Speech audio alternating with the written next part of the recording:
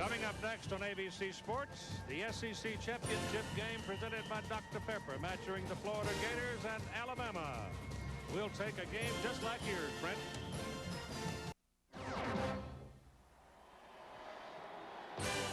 A brisk autumn weather front has been hovering over the midsection of Alabama most of today. Wet and windy early on at Legion Field in Birmingham. Getting better right now.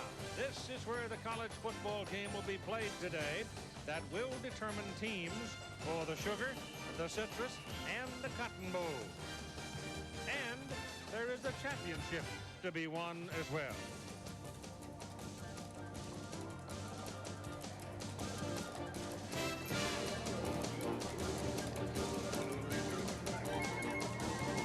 ABC Sports College Football, proud to bring you the 1993 SEC Championship game presented by Dr. Pepper, matching the Florida Gators and the Alabama Crimson Tide. And the roar behind us as the Tide makes its way into Legion Field. Some folks still say, Bob, this is an Alabama field. All right, this is a rematch of the two universities we saw play here a year ago, but it's not the same two teams. For one thing, All-American cornerback Antonio Langham ineligible, associated with an agent, maybe signed with him. He's out of the ball game for Alabama. For both teams, they've got troubles at quarterback. Well, they do. Both starting quarterbacks are out for this game. Jay Barker for Alabama was hurt in the Auburn game. That was their last game of the year. And Danny Werfel hurt last week against Florida State. But that hurts more Alabama than it does Florida because Terry Dean will start for Florida. Terry Dean is seasoned. Now, strength against strength in the matchup. Alabama loves to run. Florida can stop a run. They can, and you think that Florida's going to come out on the head of this one because Florida cannot defense the pass very well. They can stop the run, but without Jay Barker starting at quarterback for Alabama, they go to Brian Bergdorf, and they've had problems throwing the ball without Jay Barker. We do have the tiebreaker rule in effect today, so we're not going to go home to the supper table with a tie. Lynn Swan will be with us shortly.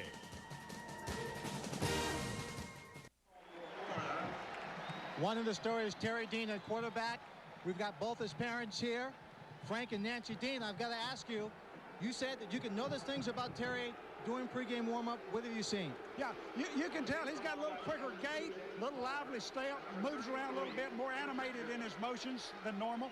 Sometimes they say his concentration goes. How do you feel about his emotional or psychological state coming in this ballgame? You talk to him. Well, you know, the season's been an emotional roller coaster ride, but he's learned a lot from it. He's learned to be steady, take what comes, and go with that. We're going to have a chance to see how he performs this afternoon. Thank you very much. Keith? All right, Swanee, thank you. Let me correct my bowls to the Gator Bowl, not the Citrus is involved in the outcome of this game today. David Palmer, number 2, and Chris Anderson is back there. Number 33, Shayne Edge will kick it off. Edge, who also does the punting, hits it high and back to the 3-yard line for Palmer. Here comes the noose up the middle. And he's out to the 29-yard line. And so Palmer gives Alabama a pretty good starting field position. And the Florida man is down on the field as part of the coverage team for Florida. Brian Bergdorf will be the starting quarterback for Alabama this afternoon. You see the numbers on him for 1993. With Jay Barker gone because of knee surgery for the season, they're starting a quarterback. David Palmer, however, probably will be seen there later on today, and probably Freddie Kitchens as well. The man down on the field is number 98, Anthony Riggins. He is a defensive end and part of the coverage team for the Florida Gators. He was shaken up on the kickoff coverage. David Palmer is a very important personality in this Alabama offense. He's averaging, as you see, 14 yards every time that he touches the ball. So that's an imposing figure. Sherman Williams and Tarrant Lynch will open in the backfield with Kevin Lee a wide out and Tony Johnson at the tight end. And you probably will see Palmer and Lee and Chad Key and others involved in a lot of misdirection and reverses before the day is done. Riggins is all right, just been deflated a little bit, probably by a hard hit, and he's walking off the field. So Tarrant Lynch now is the single back in as a fullback. He's the big man, 225 pounds. They pitch it back to Palmer. Palmer looking to throw the ball, throws it back to Bergdorf, and Bergdorf has got some room. He'll take a pretty good lick as he goes down at about the 48-yard line. So Alabama starts out with a gimmick play, and it works. The offensive line for Alabama is anchored by Toby Shields, a very good center, 250-pounder. And Matt Hammond is making his 49th start for Alabama at tackle. That is a record at the University of Alabama. Ozzie Newsome held the previous record at 47. Bergdorf took a pretty good hit on that first play, Keith. If I was short of quarterbacks, I don't know about that one. Yeah, he did take a lick. Well, you know that they're going to nail him if they get a chance at him. This is Lynch, the fullback, catching the ball. You will not arm tackle Parent Lynch. And I think the Florida coverage people just found that out as Larry Kennedy came over and he ran right through it. William Gaines had a terrific ball game last week for Florida against the Seminoles of Florida State. They lost it, but Big Bill, he had a horse of a game.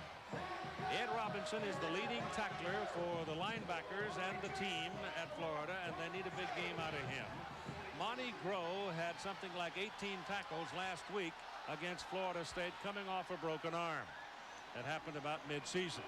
Forrest Turner is now the fullback, and the pitch goes to Chris Anderson, the tailback, number 33, and the senior from Huntsville has another big gain for the Tide and a first down at the Florida 30-yard line.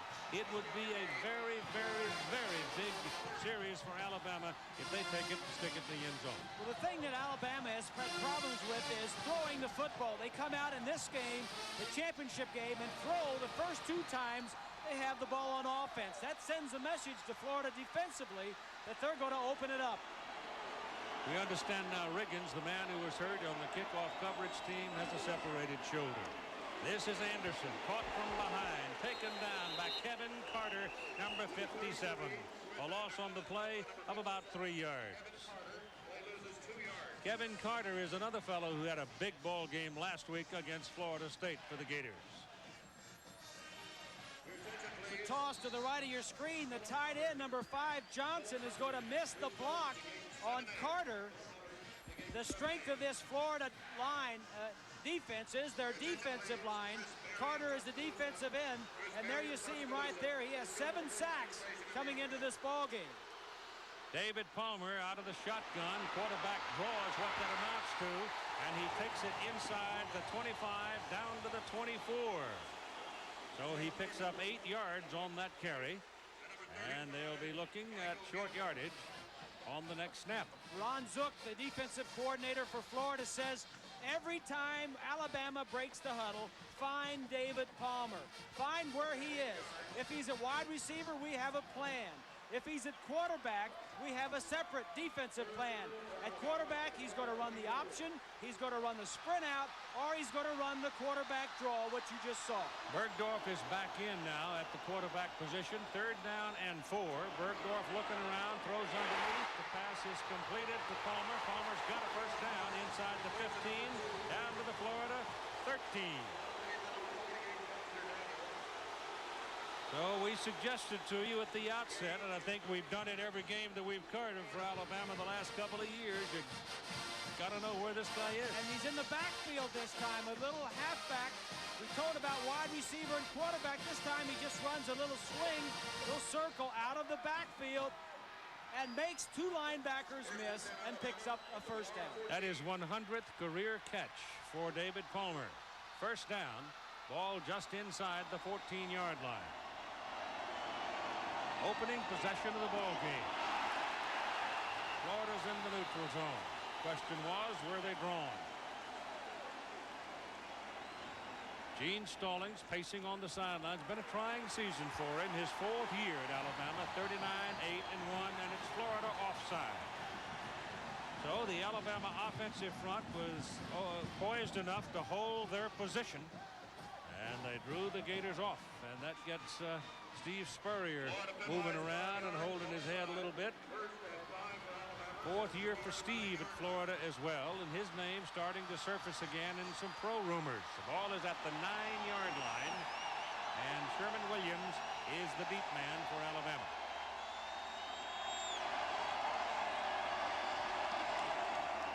Williams runs it inside the 5, and a penalty flag is thrown across the way. So that one is in some jeopardy.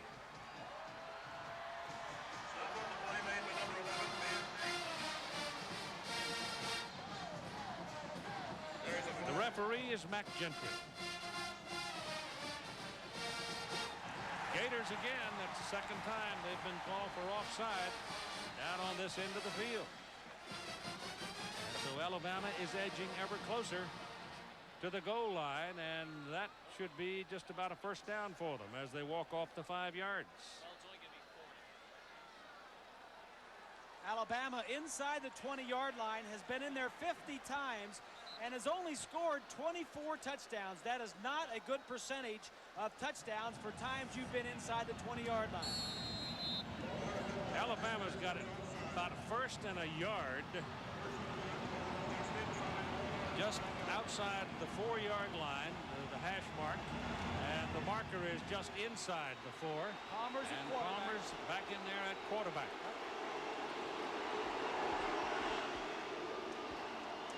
This time he goes under center, pulls it down, takes off. First and goal, Alabama.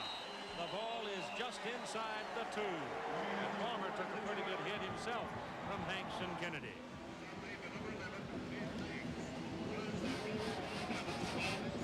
This is one of the plays that Palmer likes to run, especially inside the 10-yard line. Flanks on the right side, all the blockers are over there. He just takes the ball, and he is tough to bring down. He is not a big man at all. He's 5'9" and 170. If he continues to take that type of pounding, you wonder how long he'll last. Officially, it's the 1-yard line. Bergdorf is under center. First and goal, Alabama. Bergdorf almost dropped the ball. Gives it to Lynch. Touchdown, Crimson Tide.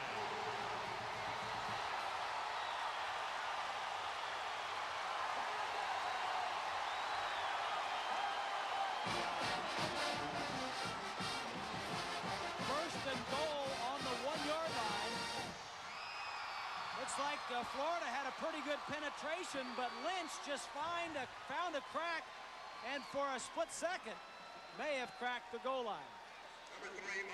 Michael Proctor is in for the extra point try as Alabama takes the kickoff, goes down the field, sticks it in the end zone. The kick is good. 10-13 to play first quarter, and it's your turn, Florida. You're behind 7-0.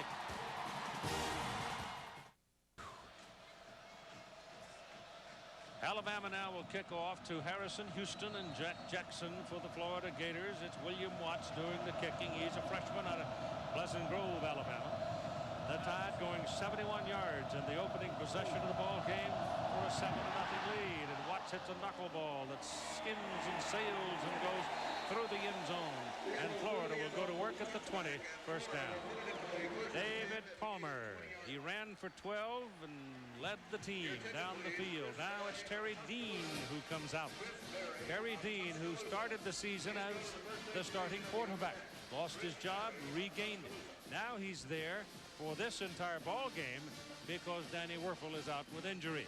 Eric Rett had a very big ball game here a year ago against Alabama. Let's see if he can repeat it today. Florida last week was minus 38 rushing against Florida State. It is Kelvin Randolph and Eric Rett lined up in the eye, and that's Houston in motion. Dean back, gives to Rett, coming around this side, and gets the ball across the 25, picks up 6 on the carry. Last week, Rett carried 7 times and gained 7 yards. He almost equals that in his first try today. The offensive front shows some difference in Gracia and Mitchell, new starters up front. They were not happy with the running game last week. Swain Watson Odom renewing their starting position. So the Gators wearing the white shirts. So looking at second down and 3. Dean back to throw. Has all day and completes the pass across the 35 up near the 38 to the fullback Randolph out of the backfield. Shannon Brown, Gregory Jeffries, and Jerry Nunley back healthy now finally. He's been banged around and dinged around with injuries most of the season. Lemansky Hall has to have a big ball game today for Alabama. He's one of the emotional leaders, and Willie Gaston steps over there to the quarterback spot vacated by the ineligibility of Antonio Langham. First down from the Gators from the 38. Go to Rhett. Rhett is hit by Lemansky Hall, the senior from Valley, Alabama. Took him right off the ground. He'll gain a yard. There's a look at Willie Gaston. He is replacing Antonio Langham at that corner position. He has started the last 5 games at free safety, now moves over to a corner position, which he played before he was at the free safety. And that's who he has to cover, Jack Jackson, the leading receiver for the Gators. Call it second down and 9 from the 39. Dean rolls out, has good blocking again, throws the ball right through the hands of his fullback, Randolph.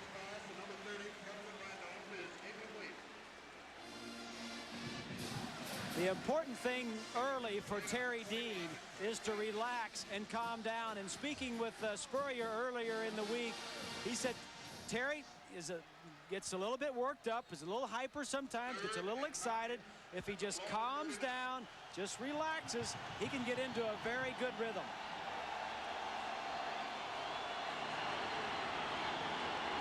Third and 9.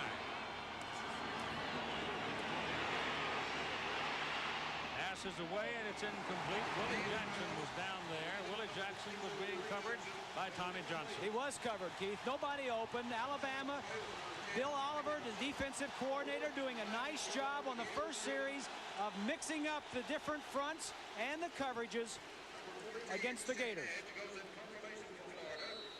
Shayne Edge, punting average on the season, about 43.5 yards per punt. And Palmer's the deep man. Ever dangerous. Crowd quiet, anticipating.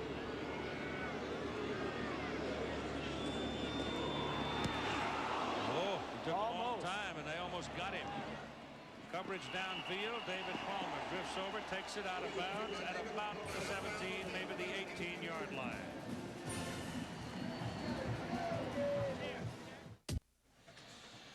The 1993 SEC Championship presented by Dr. Pepper and brought to you by Lexus, maker of the 1994 ES. Improved, revised, refined, in a word, new. By Dr. Pepper and your local Dr. Pepper bottler. Dr. Pepper, just what the doctor ordered. Payne Weber. We believe our most important investment is an investment in relationships. And smooth Busch beer. An easy drinking Busch Light. David Palmer in that initial drive, rushed for 12, received for 10, passing for 20, and returned the kickoff for 27. That's 69 of the 71 total yards. Ryan Bergdorf is the quarterback. He turns, gives that ball away to Williams. Williams coming around the corner with a big play, but there is a penalty flag across the way. It is thrown by a lineman. Look out for an illegal block or a hold. 19-yard gain on the play and a first down for Alabama. There's the flag of the play. Holding, offense, 10 yards, small foul, first down. Big play wiped out.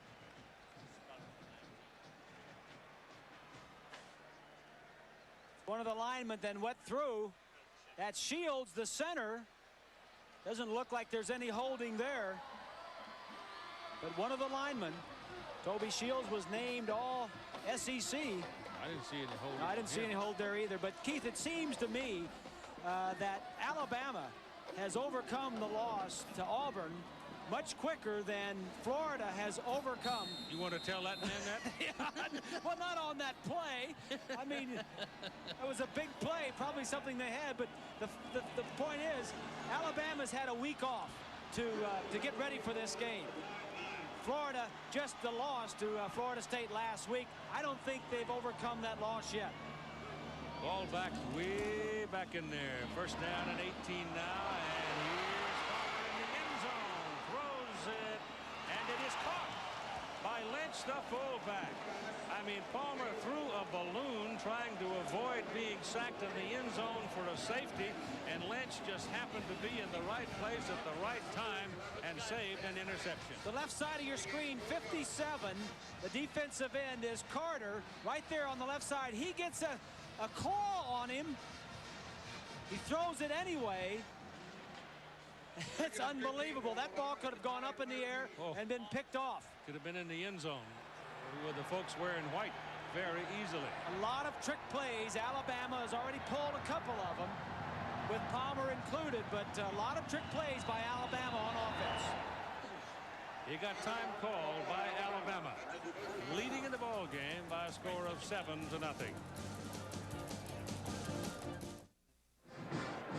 The Florida Gators were the winners of the Eastern Division in the Southeastern Conference. That's why they're here opposing the Alabama Crimson Tide. Florida beat Tennessee in Gainesville 31-24. And Auburn ineligible because of NCAA sanctions. Alabama, even though they lost to Auburn, is here as the champion of the Western Division. So it's a rematch from a year ago. And they painted the field, and the paint is now coming off because of the wet and the rain onto the uniforms of the players. At 43 that you see on there is in honor of the Antonio Langham, who is ineligible for this game and the bowl game. It is second down and about 15. Ball back on the 13-yard line. Bergdorf with a little play action, pulls it down, takes off, fumbles the ball out of bounds. Or did Florida get it? I don't think the ball ever went out of bounds. The Gator defender did. I don't know if the ball was out or not. Alabama keeps it. Lucky. Very lucky. It's this play action pass and pretty good pressure there. Forces Bergdorf out. The field is wet and slippery, and the ball just comes out. Now, does it get out of bounds?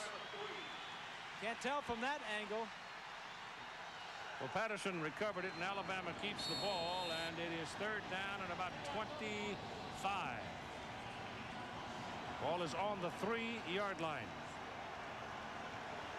Palmer is under the center at quarterback.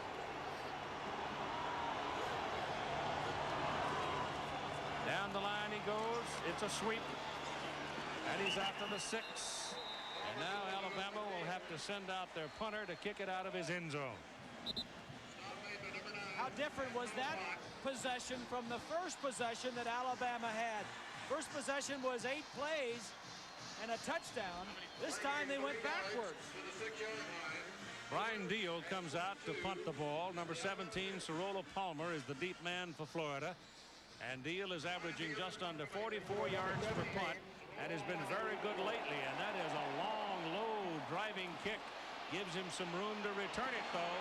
And Palmer finds his way back down to the Alabama 42-yard line. So it was a good long kick of 54 yards, but it was low, and Palmer was able to return it. About 17. Take a look, Keith, at what both teams want to do. Florida's got to get Rhett back in the offense. Last week he was out of it completely, and Alabama needs to have an effective passing game, which they had on the first drive when they scored their touchdown. So put it in play at the Alabama 42 with Eric Rhett has the ball right here, and they stop it.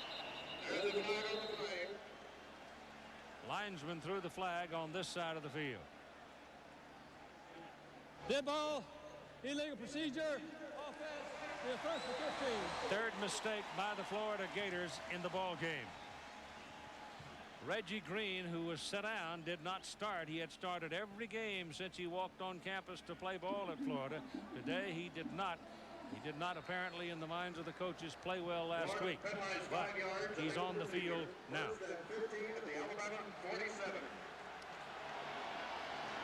Well, I was on the sidelines. Sidelines now. He'll be there shortly. You can be sure of that. He is an outstanding. He will play before the day is over. Yeah.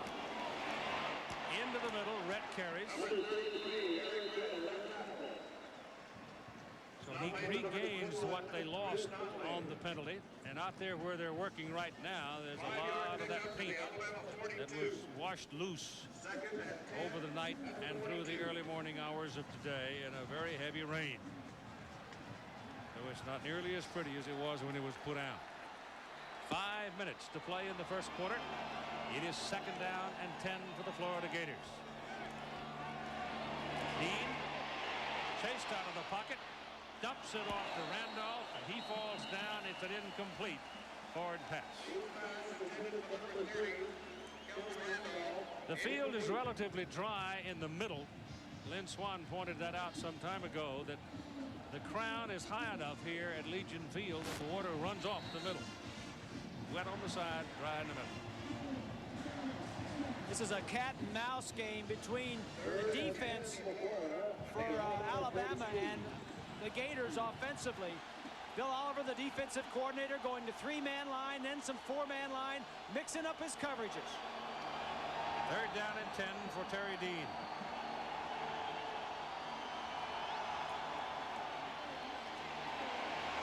Good protection. Goes big into the end zone. No. Incomplete. Pass intended for Chris Doring. Sam Shade was back there with him. Doring had the edge at 6'4", but Sam went up at 6'1" and knocked it out of there. And so it is 4th down for the Gators.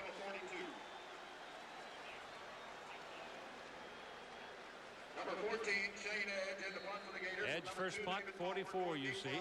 That's just about his average on the year. Now let's see what David Palmer can create.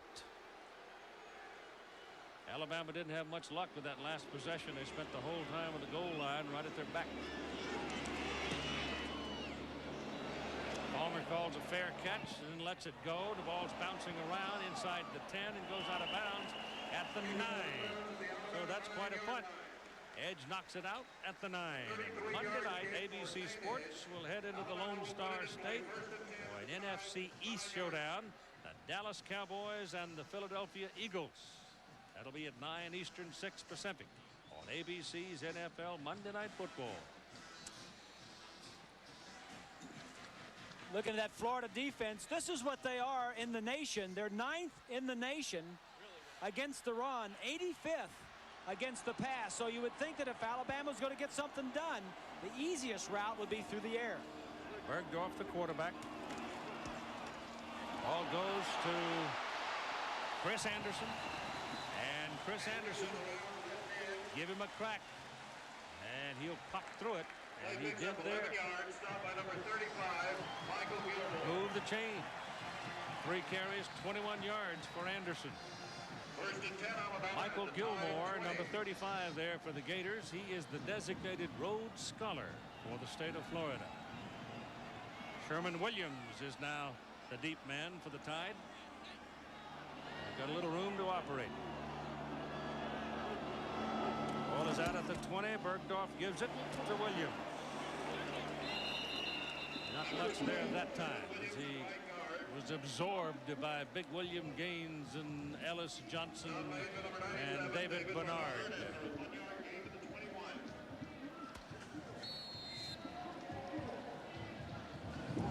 From behind the defense, you notice there are 4 orange helmets right there. That is Shields, 61, who has snapped the ball and is pulled. But nothing. Monty Grohl, number 10, gets a part of it. 2nd down and 9. Middle, incomplete. Pass intended for Chad Key. So the ball apparently wet. Didn't get a good grip on it. And Bergdorf had almost no rotation on the knuckleball as Lawrence Wright was blitzing and coming right down his throat.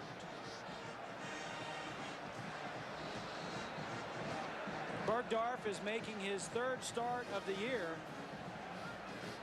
He came in completing 54% of his passes, and it's going to be a tough day to complete passes with the ball being wet most of the time.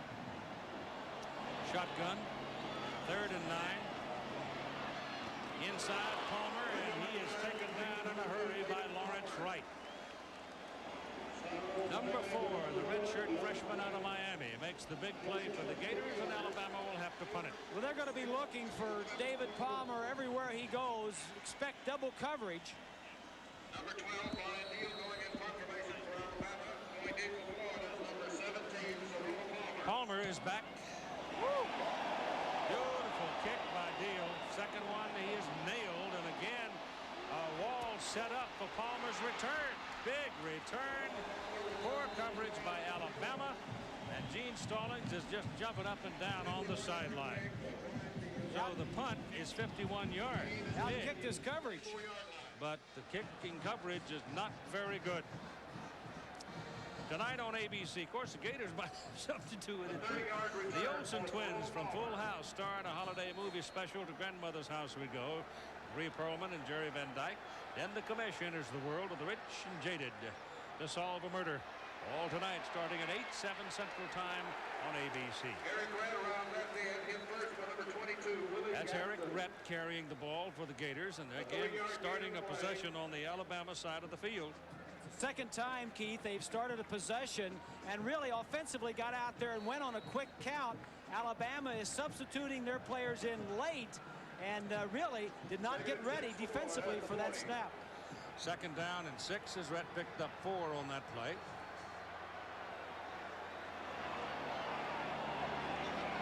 There's a different look for him. They got 8 men at the line of scrimmage. Changed his play too. Yeah, he's taking a lot of time. That's coming. He's nailed by number 52, Michael Rogers.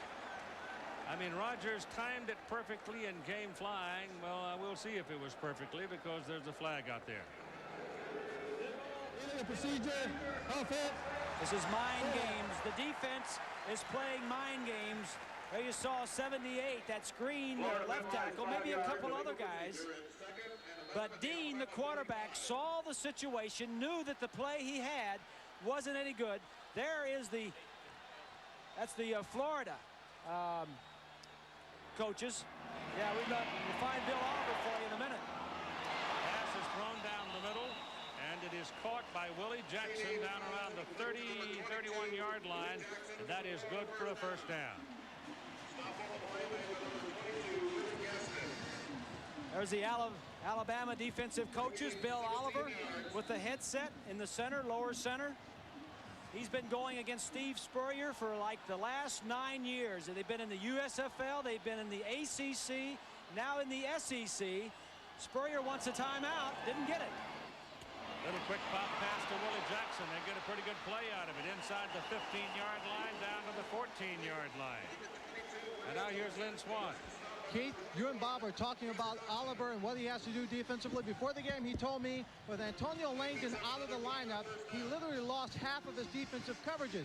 That's because he doesn't have a person back there who can play as tough man-on-man defense. Willie Gaston is the man in that position that Langham occupied. It is a first down for the Gators inside the 15-yard line. Dean throws wide open. Touchdown, Harrison Houston. And who did he beat? Willie Gaston. Nowhere near him. Houston was open by a good 5 yards.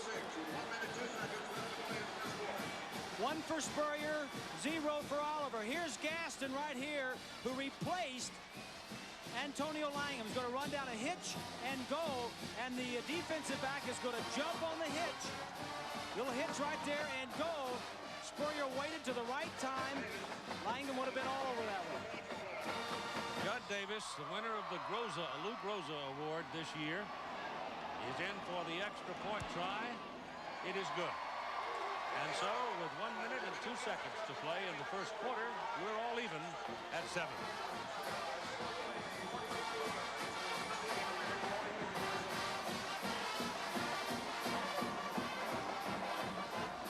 Take another look at the touchdown. Gaston is at the top of your screen. Little pump by the quarterback. Nice job by Terry Dean. Patience, take your time, set the hook, let him take the bait, and then lay it in.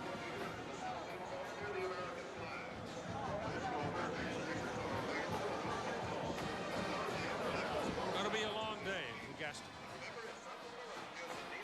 Terry Dean in that possession hit 3 out of 3 passes for 45 yards, including the touchdown. Gaston is a good defensive back, but as I mentioned, he's been playing free safety the last 5 weeks.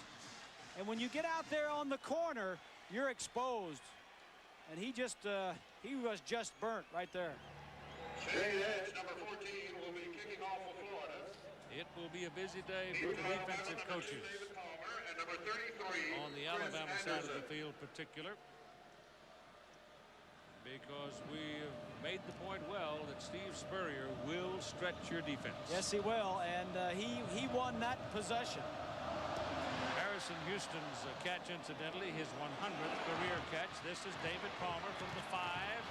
Works his way back up across the 25. He goes down at the 28. There, Alabama will go to work, first down. A 7-7 ball game with 55 seconds to play in the first quarter.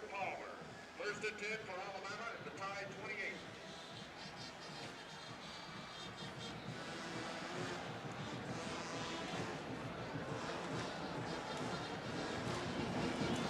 Florida took only 4 plays to go 44 yards. Good field position on that drive. Bergdorf at quarterback.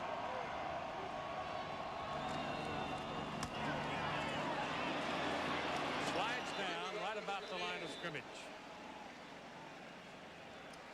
The more you go to the sideline, the wetter it gets. And he tried to plant his inside foot. It wouldn't get it right. Coming up on a half minute to go, as you see, in the first quarter. 7-7 tie. Alabama took the opening possession, went downfield 71 yards.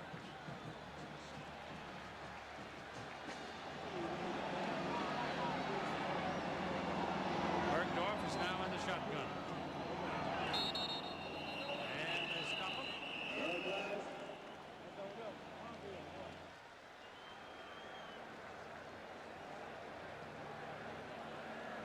Dead ball, illegal procedure against the offense. Play a second down. Both teams making little mistakes. 15 seconds to go in the first quarter. This, the SEC championship game, presented on ABC Sports by Dr. Tupper. And with the championship goes the ticket to the USF&G Insurance Sugar Bowl game in New Orleans, New Year's night. When this game is finally done and the voting is done by the coalition people tomorrow, we'll finally know who's going to play in the Sugar Bowl against the winner here. Bergdorf's pass is quick, complete to Kevin Lee, but not a whole lot of yards on the play. Picked up about 4. First quarter's over, and we're all even.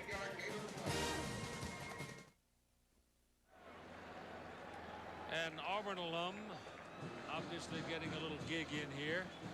Auburn beat Florida by 3 and Alabama by 8, both on Auburn's home field.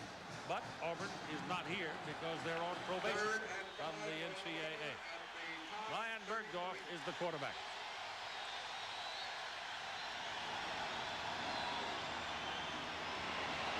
Very good protection, throws a good pass, drills it into the chest of David Palmer, and it's good for a first down. Move the ball out past the 40.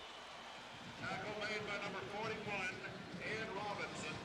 First quarter numbers looks like a lot of defense to me. Time of possession at the bottom, big in the favor of Alabama, but each team scored 1 touchdown.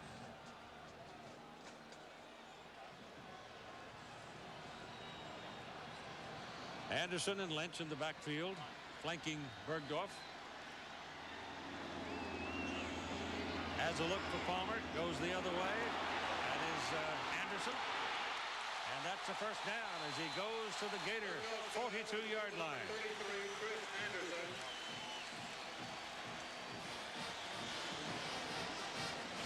It's a nice screen. The left tackle, Hammond, and Clay are both going to get out in front of Anderson. At Shield, 61 with a block, and a nice play and a nice pickup for Alabama.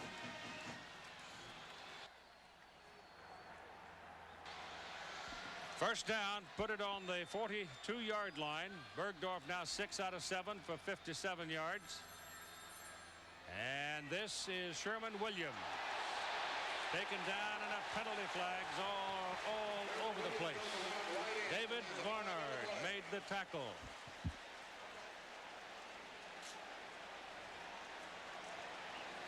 Face mask, personal foul. It's the defense. Automatic first down, 15 yards. Mac Gentry's in for a busy day. 97 is Barnard. Florida is the most penalized team in the SEC, as you see it right there. A severe yanking on the helmet. It all gets back to discipline. You've got to have discipline. You've got to play by the rules, and you can't go outside the line of the rules. And when you do that, you're going to be penalized.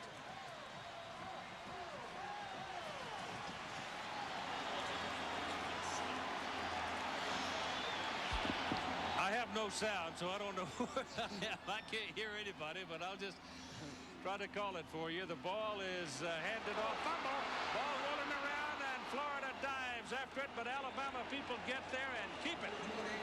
Sherman Williams came scrambling back and finally got possession of it. 10 yards.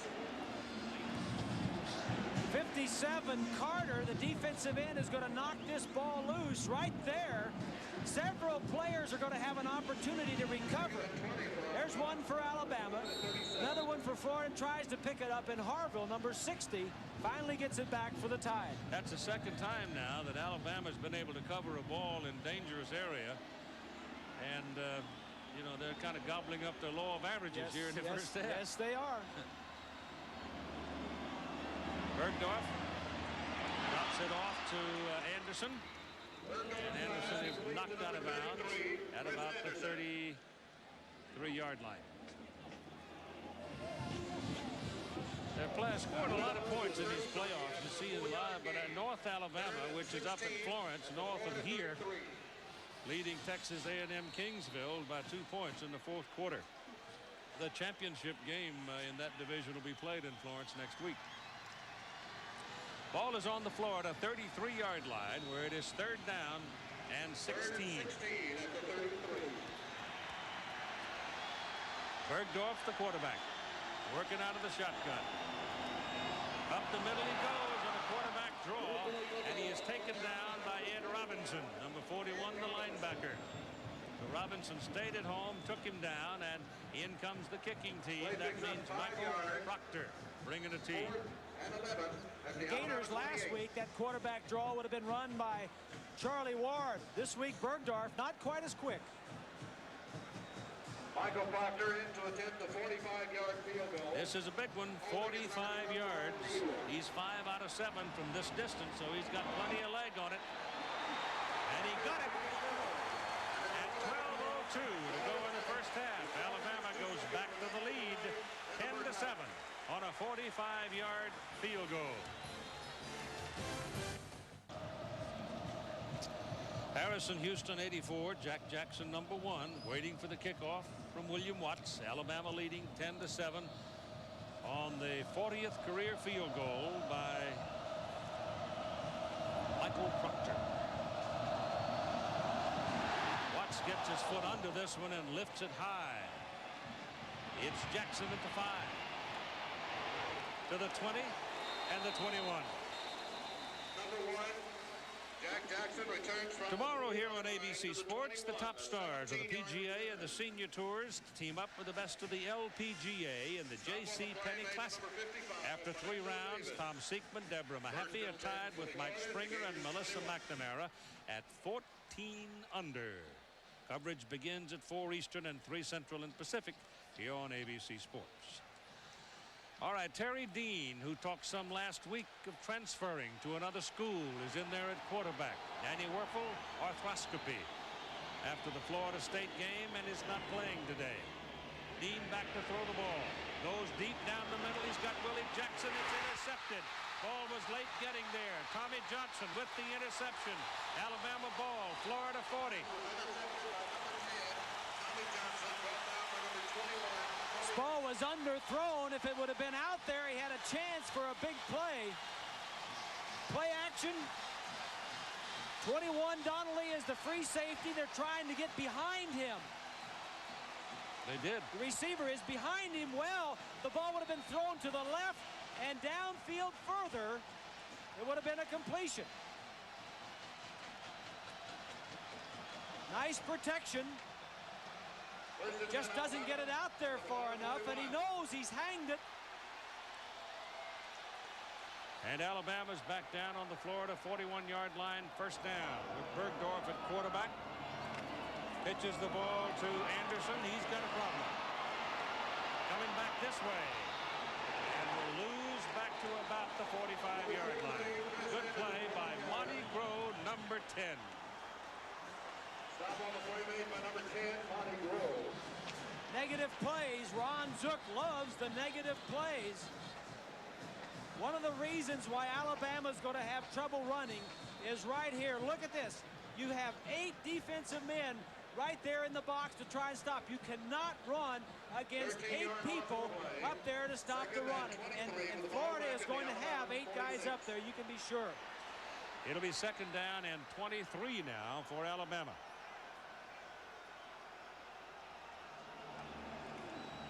Bergdorf on a throw. And Chad Key can't reach it. So a former quarterback now playing wide receiver, lanky fellow, 6'4", 210, couldn't stretch enough for that one.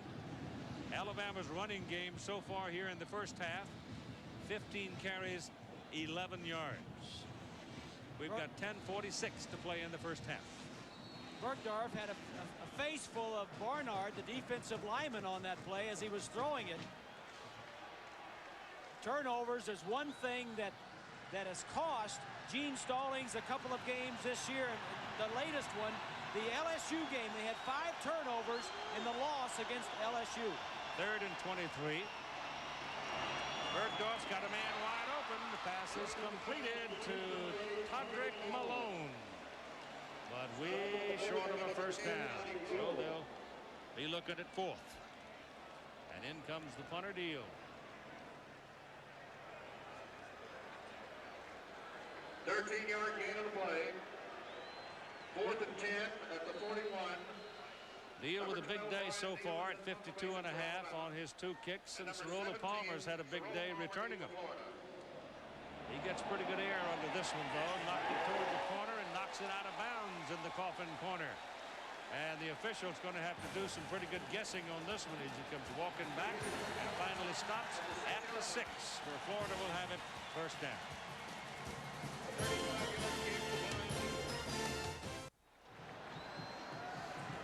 Florida offense leads the SEC in passing, but Alabama defense is the best against the pass, so good matchup right here. Getting another little shower. Chris Bilke now is in the backfield at fullback for Florida, starting at the 6-yard line. Given to Rhett. And he's got a first down out near the 20. Now let's join Lynn Swan, who is with the young man who started last week's game at quarterback, Danny Werfel. Thank you, Keith. Danny, from your perspective, what's happening to the offense out there? It seems like both offenses have had a couple opportunities and missed a couple open receivers, and Eric just had the nice run. Hopefully we'll just start executing and clicking all the way around the board. We're going to go back to play. We'll come right back. All right. Danny, of course, out. He had arthroscopy, as we told you earlier this week, and he possibly could be available for a bowl game. That's Red again in the middle, and he finds enough daylight to bolt to the 33 and another first down. So Eric Rett, the first player in Division 1A to run for 4,100 plus yards and to catch 140 plus passes. He's now at 41-19 and 151. So Eric Rett showing again, and with his stats showing clearly, he is one of the premier running backs in the country. First down for the Gators up near the 34. Little misdirection there, the delay, and number 52, Michael Rogers, comes flying through the middle and decks him for a big loss, and let's go back to Swanee. All right, Keith. Danny, I'm not asking you to second guess, but after the interception that Dean threw and the rain starting to come down, tell us what it's like to throw under these conditions. It's not bad right now. You know, we played it a lot worse. You know, hopefully it won't come down harder here in the future. It might slow us down a little bit, but so far it hasn't been that bad. Is your offense playing a little tense? I haven't noticed that. You know, everything's not quite clicking for us. You know, hopefully the good Lord will bless us. It'll come around. Hope you heal up quick. Thank you. Thank you very much. Put the ball on the 27-yard line now after the good play by Rogers. And Barry Dean throws to Rett. And Eric Rett will be tackled by 3. The Red Elephants short of a first down. Well short. They'll be looking at about 11 or 12 yards. 3rd and 10 for Florida at the 33. I call it 10. About 10 and a half. You got 4 wideouts. Alabama comes flying across the line of scrimmage. Everybody started to accept the center. He didn't snap it. Yep. That'll be the Dead 6th ball. penalty. Illegal procedure. Offense. 5-yard penalty. 3rd down. That oftentimes happens with a team that has just played a very emotional ball game, and certainly the Gators could not have been more emotional than they were at home last week Penalized 5 yards. against Illegal Florida State. procedure. It's now 3rd and 15 at the Gators' 28-yard line. Gant Crouch had just come into the ball game. That wasn't his fault, though. The left tackle, Green, jumped. Yep, Reggie moved. Dean has good protection. Now lets it go big downfield for Harrison Houston, and he holds on for a first down for the Gators at the Alabama 37-yard line. Dean had a week to throw the ball. Well, he did, Keith, and he needed a week because there was nobody open downfield. Only 3 men rushing, 8 men dropping back. Take a look at the coverage and see if you find anybody open. Houston's been right in the center of the screen. Not until he comes across the field does he have some time. Now he gets open, runs away from the double coverage, and because of only 3 men rushing, Dean bought some time and found an open receiver. Somebody's mouthpiece went flying. He sure did. I hope it was a mouthpiece. Yeah. On first down, Dean back, getting some pressure, gets his pass away, bobbled, and finally caught by Charlie Dean, the tight end. But I think Charlie's going to lose about a yard on the play. 7.5 minutes to go in the first half. Alabama 10, Florida 7. The SEC championship game presented by Dr. Pepper. The winner goes to the USF&G Insurance Sugar Bowl. The loser goes to the Gator Bowl. Take a look at Florida offensively. They lead in passing, but they're 9th in rushing, and they have thrown more interceptions than any other team in the SEC. 2nd and 11.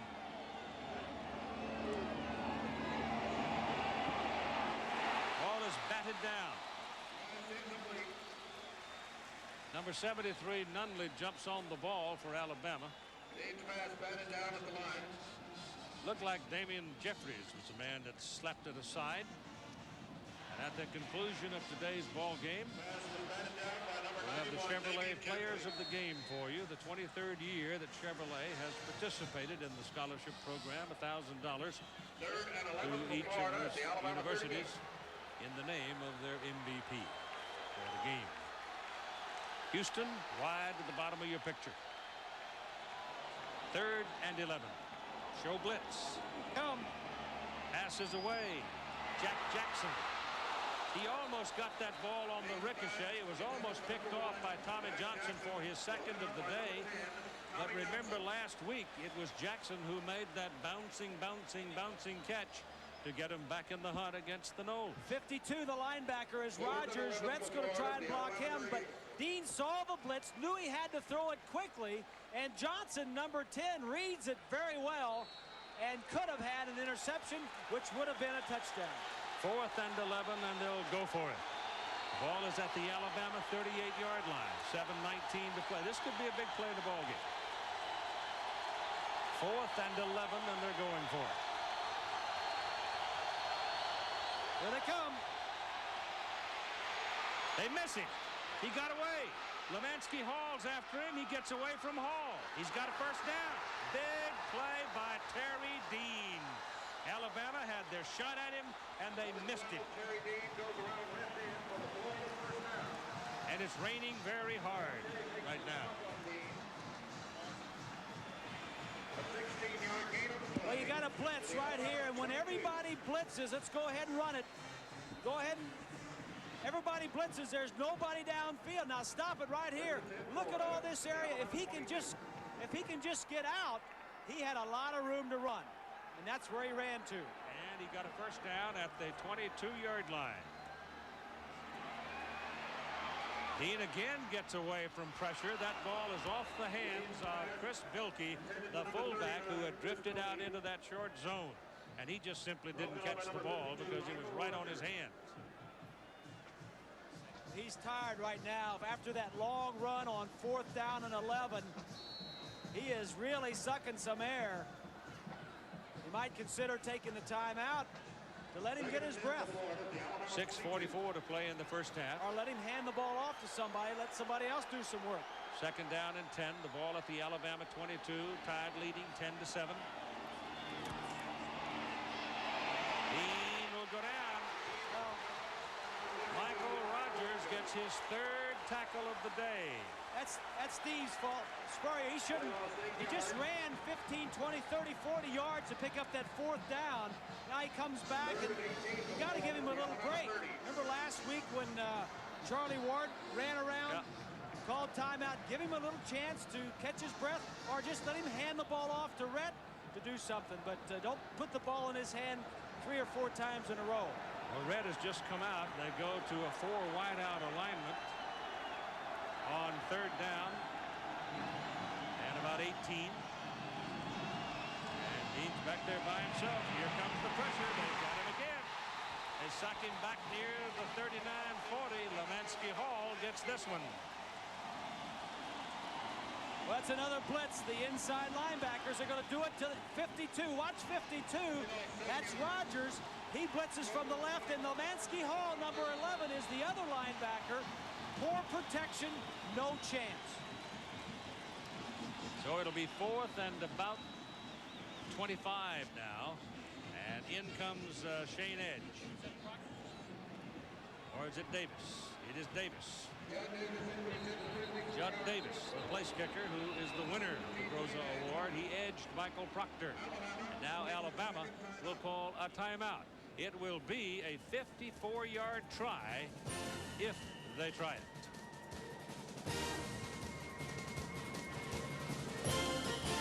And Bob and Keith, the wind is blowing into their face just a bit here. The rain's coming straight down, so it's going to be real tough on the punt. Or on the kick, rather. Shayne Edge has come in. They will punt. They will punt.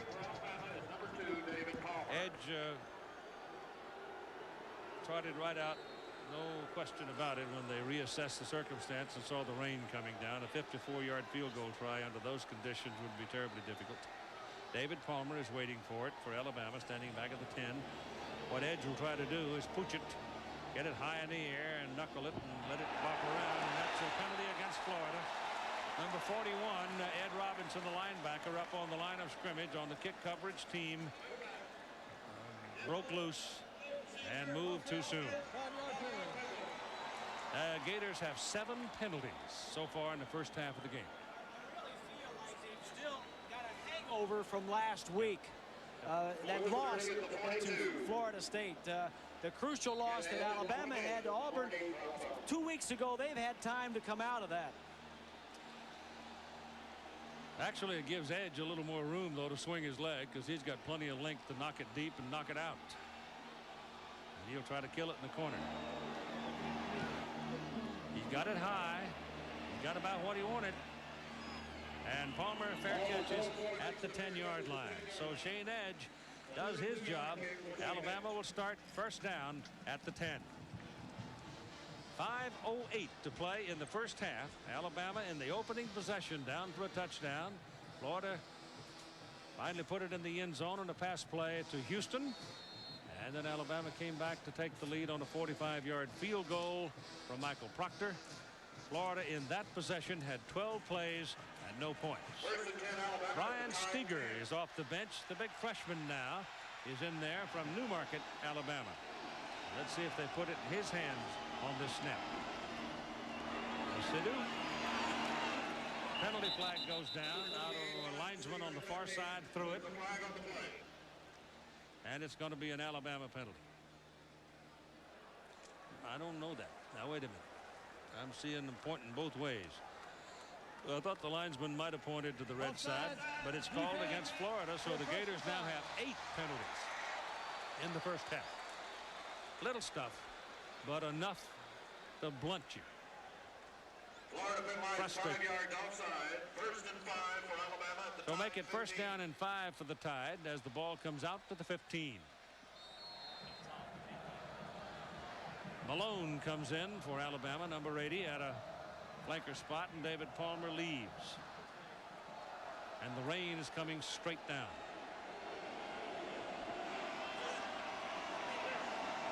Kevin Lee is the man in motion. Now you got 2 wideouts over there.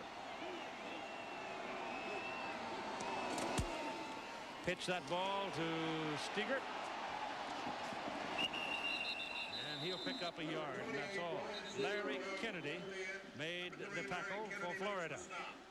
Tomorrow night on ABC, 2 brand new movies. First at 7, 6 Central, Fred and Wilma becomes grandparents in a new full-length Flintstones movie, Holly Rockabye Baby. Then Mel Harris stars with John Schneider in Desperate Journey, the Allison Wilcox story, all tomorrow night on ABC. Ball is at the 16-yard line. It is 2nd down and 4. Chris Anderson is in at tailback now for the Tide.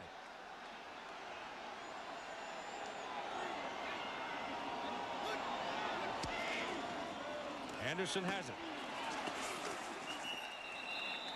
2 yards short of the 1st down as Ellis Johnson and Anton Lott make the tackle. Well, North Alabama has won, beating Texas A&M at Kingsville in a good ball game, 27-25. Youngstown State beating Georgia Southern. Idaho and Boston University had its first ever 11-0 season, but they've got a tough customer in the Vandals of Idaho today. Keith, you get rain like this, and it just makes it so much tougher for the offense. Palmer's in there at quarterback, and he's belted out of bounds by Larry Kennedy, short of the 1st down. Let me ask you a question, Bob. Is it possible in a what, 3 days of work? That's about what you've got between games, to put in something like a couple of wishbone plays? Well, Alabama's had 2 weeks. They could put some stuff in. But Florida, they don't have enough time to do anything. All they need to do is prepare for Palmer. Pretty good kick. Cirola Palmer, though, has got room to run with it. And he got a huge hole. And the man who had the key to the door, the man that could have unlocked it and let him go all the way, slipped and fell and never had a chance to throw a block. And Alabama was able to get him out on the 35-yard line. The coverage teams for Alabama have not done their job, but the punter is really out-kicking the coverage.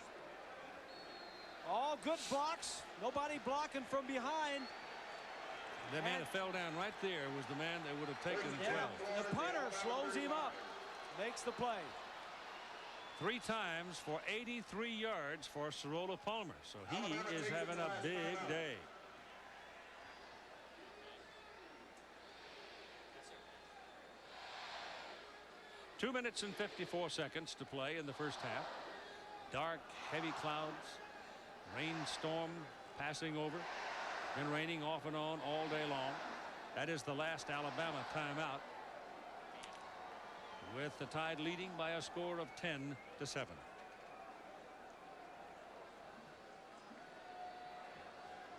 I wouldn't think that this kind of rain, though, is really going to bother either one of these teams all that much, because they've both played in it. They've had their experiences in the rain, and they don't have mud. It's not going to bother them, but it's just their proficiency on offense is going to go down. I mean, it just you just can't throw the ball, and it's tougher to hold on to it. Coming up on the Prudential halftime report, John Saunders will take a look at some of the plays and the moments of the past season, and we'll have a look at the fiscal reality of this SEC championship game. What it's done for the city of Birmingham and what it's done so far for the Southeastern Conference and its membership. Put the ball on the 35 of Alabama. Make it 1st down, Florida. Alabama leading 10-7 with 2:54 to play in the half. Terry Dean hands the ball. Eric Rett. And he picks up 6 yards. He got away from Elbert Brown. And Eric Redd is a big guy at 5'10" and about 215. And it's raining very hard again.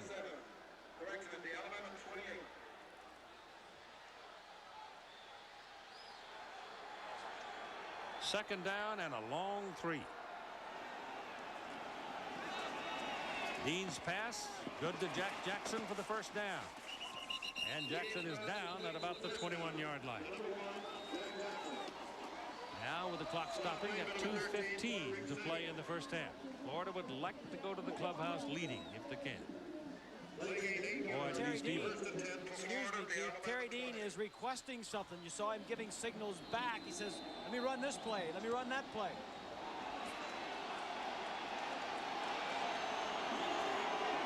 Steve Spurrier does not want to debate. Pressure coming, gets a pass away, going to the end zone, and lucky to get it back. Tommy Johnson had a better chance of catching it than Willie Jackson did. So it's an incomplete forward pass. If you're going to throw it away, you better throw it away more efficiently than that. When he had to release it, he didn't know which angle the receiver was going to come out of, and when you're that and you don't have a lot of sideline to throw, you better throw it long and out of bounds, because the defensive man had a better shot at that ball. Second down and 10. Up the middle, Rhett runs right through the surging defenders and takes the ball down to the 15-yard line. Eric Rhett is close to breaking one of these. He is just chomping at the bit. He is the all-time leading rusher at the University of Florida. And in the conference combined, he is second only to Herschel Walker in yards and receiving and rushing. Hard rain again. Dean back, throws. Ball caught by Willie Jackson, and he got away. He got away from Gaston. Willie Gaston had his hands on him, and he just simply slid away from him.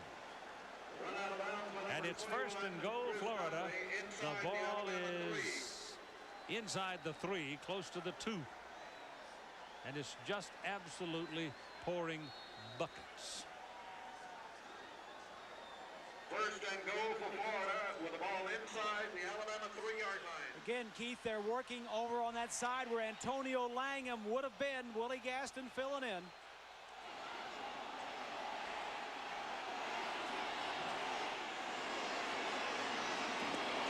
Dean keeps it, turns it, and scores. Touchdown, Florida.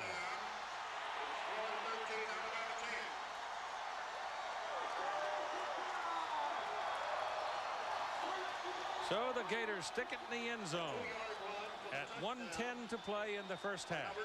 It will go in the books as a 2-yard touchdown run by Terry Dean. Fakes a little toss. Nice blocking there by Houston. And he runs over Johnson, the last defender. He'll talk about that for a long time. Dean, the quarterback, running over a defensive back for a touchdown. Judd Davis, the point. Edge, the punter, holds, and Harold Monk does the snapping.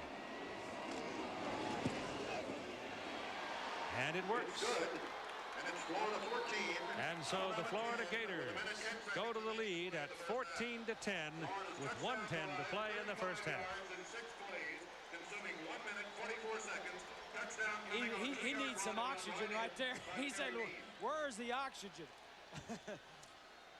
He's still trying to get over that long run. He may be looking for a replacement for a substitute. He says, where's Danny Werfel? Eric Kresser is the backup. He's a redshirt freshman.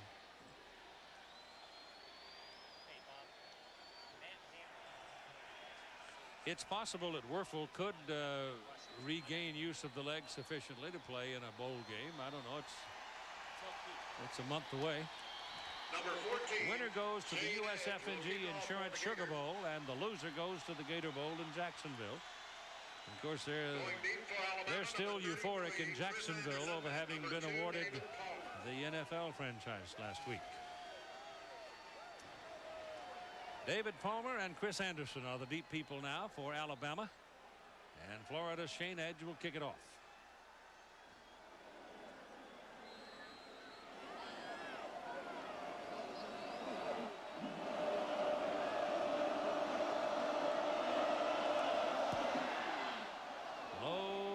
Ball handled by Anderson, Chris Anderson, a tailback, And he brings it out across the 25-yard line.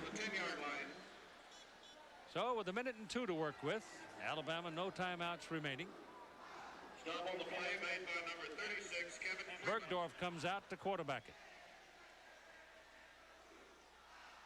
A 15-yard return, 1st and 10 Alabama at the Tide 25.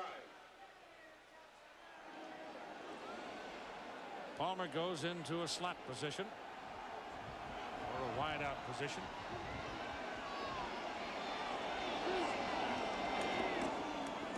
And they run it with Chris Anderson. Anderson at left guard. And Anderson will move it up to about the 32. That's a 7, close to an 8-yard pickup. And the clock running now. 7-yard gain on the play, 2nd and 3. It's a linebacker, Robinson, and Shields, 61, the center. Helmet jumps off. That's when you know you've been blocked, is when the center gets up around your shoulders and your helmet. Nice block by the center, Shields.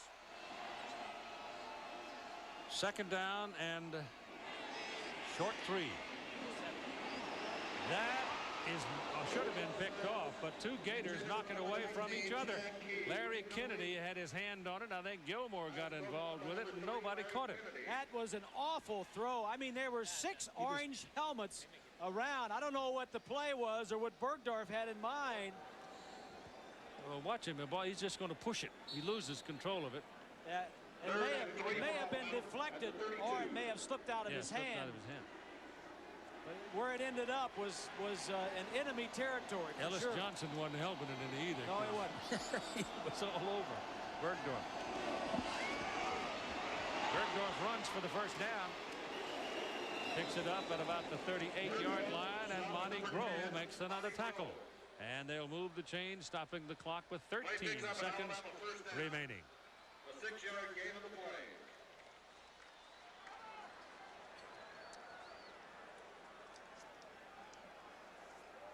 First and 10 Alabama at the Tide 38. Dark, heavy clouds, lights. If we didn't have lights, we'd have to call the game. 1st down, Bergdorf looking around. Going to run with it. Won't go very far. Got up to the 45-yard line. And that'll do it. Halftime score, Florida 14, Alabama 10. Now here's a message from Chevrolet on this year's offensive and defensive players of the year.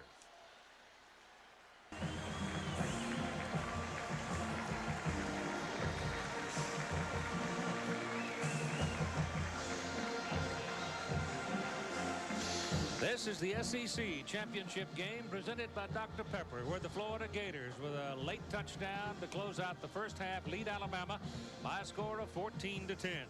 The winner goes to the USF&G Insurance Sugar Bowl as the champions of the SEC. Take a look at the 1st half numbers. The rushing yards aren't much for either team.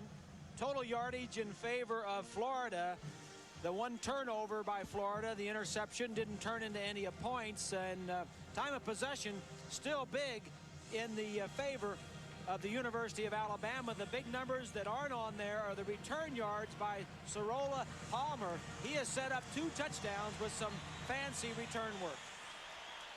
And this is a game, the outcome of which will affect other teams. We'll talk about that when we come back.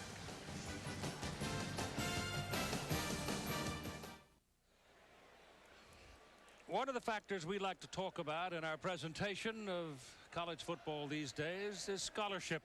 And here are some young people who have been rewarded for theirs.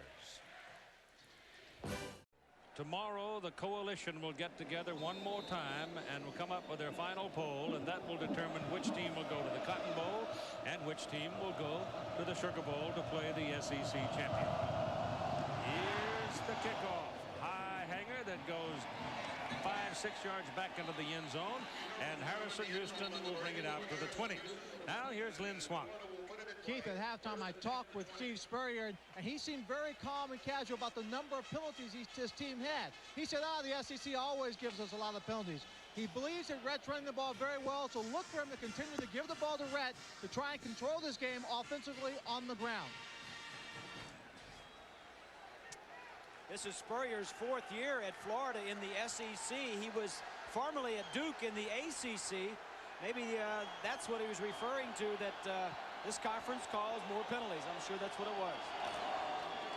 This is Eric Rett carrying the ball to the line of scrimmage, and there he comes to a squeaking Garden Gate stop. Boy, I mean, it would no give on that surge.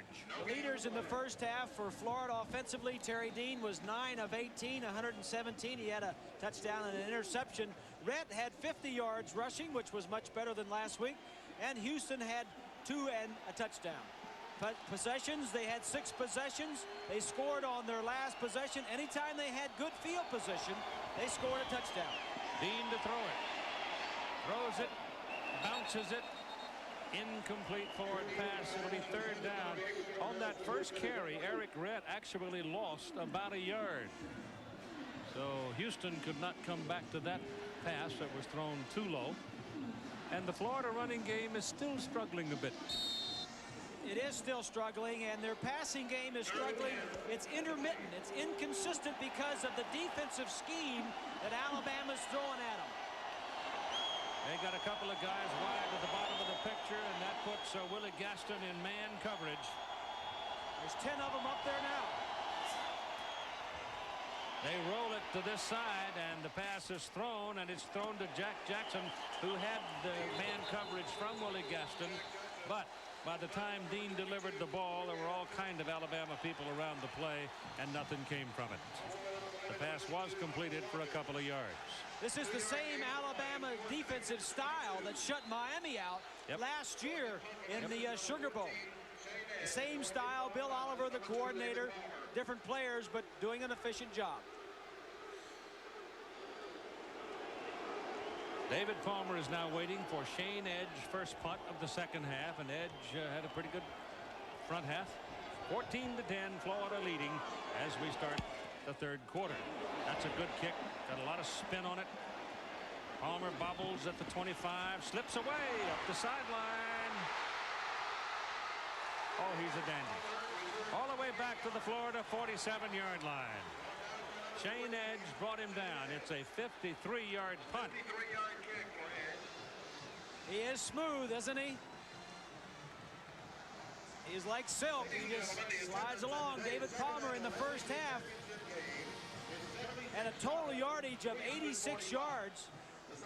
And he was 2 of 2 passing for another 24 yards. So expect more from Mr. Palmer in the second half. And that was a 28-yard return right there. You've got Anderson and Lynch in the backfield now, and Palmer goes to the wideout, top of the picture. Bergdorf, the quarterback, pitch it to Anderson. He might want to throw it. No, he hands it away to Palmer, coming around on the reverse. They had a hold of him, but it got away. Drops the ball. Florida has a handle.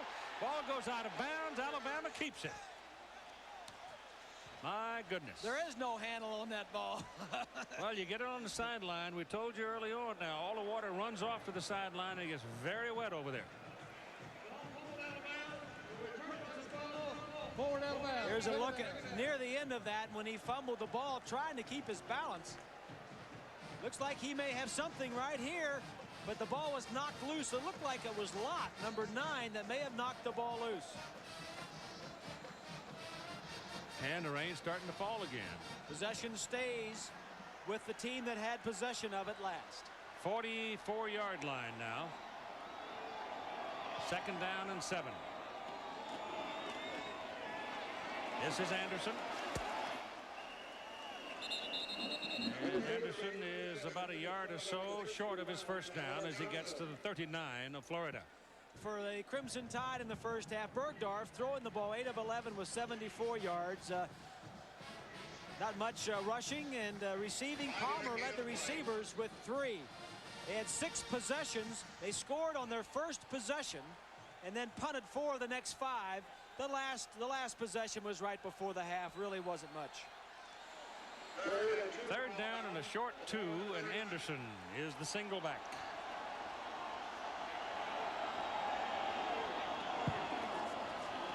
Bergdorf keeps it. Can't get around the corner. He does not have the foot speed to outrun people like Monty Grove. And now Alabama's going to have to punt the ball.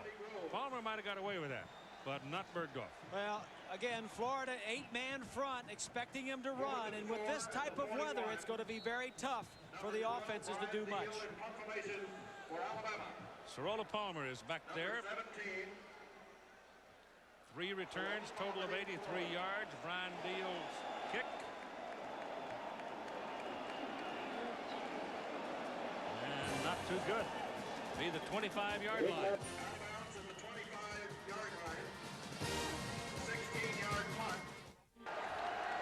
There's a reflection of how hard it is raining right now. That's why that ball is slippery and people are having trouble standing some places on the field, even though it is an artificial surface. A 16-yard punt by Brian Deal has given Florida very good field position. That little short pass is thrown complete to Willie Jackson, and Willie's out to the 38-yard line, and suddenly the Gators are moving it. That's the first down. Throwing on Willie Gaston, who is subbing at that corner position for Antonio Langham, again, who was suspended for this game. Just a short pass and a long run, picks up a first down.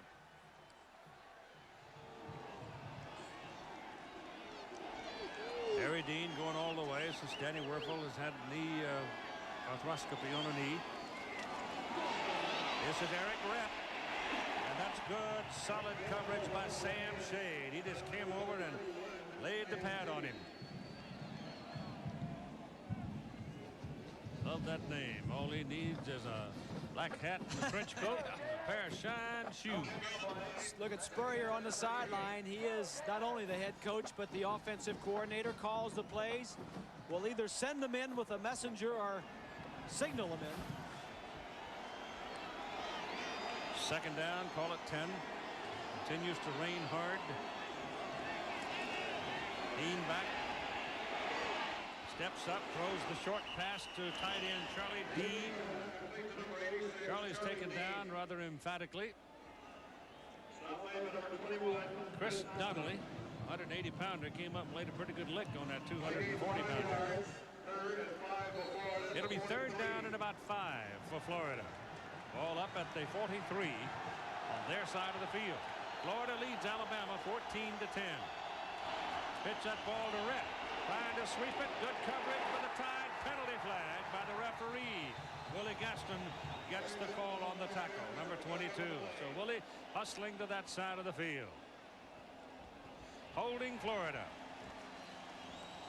Well, they decline it. They put him in a 4th down, make him kick. Gaston has 7 tackles, but he's been burned a couple of times. Donnelly has 8 tackles. Now, Donnelly is playing at the free safety position and Gaston at the corner. Gaston has the tackles because they're picking on him. Donnelly is making tackles because there have been a couple of times he's been the last line of defense. That's true.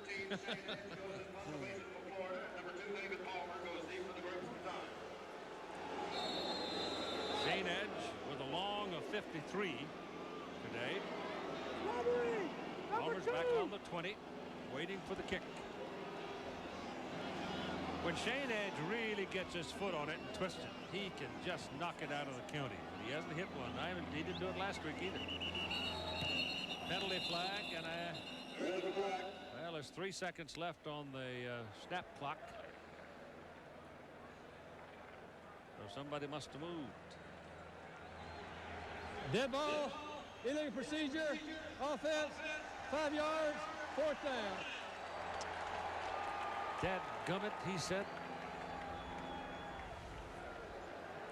That's about what he'd say, too. Now, Steve's a laid-back type of guy. He's not a high-pressure guy, and his team, I think, reflects his attitude and his mood. And I think they need to be a little bit more aware of what the penalties are and a little bit more disciplined in those areas.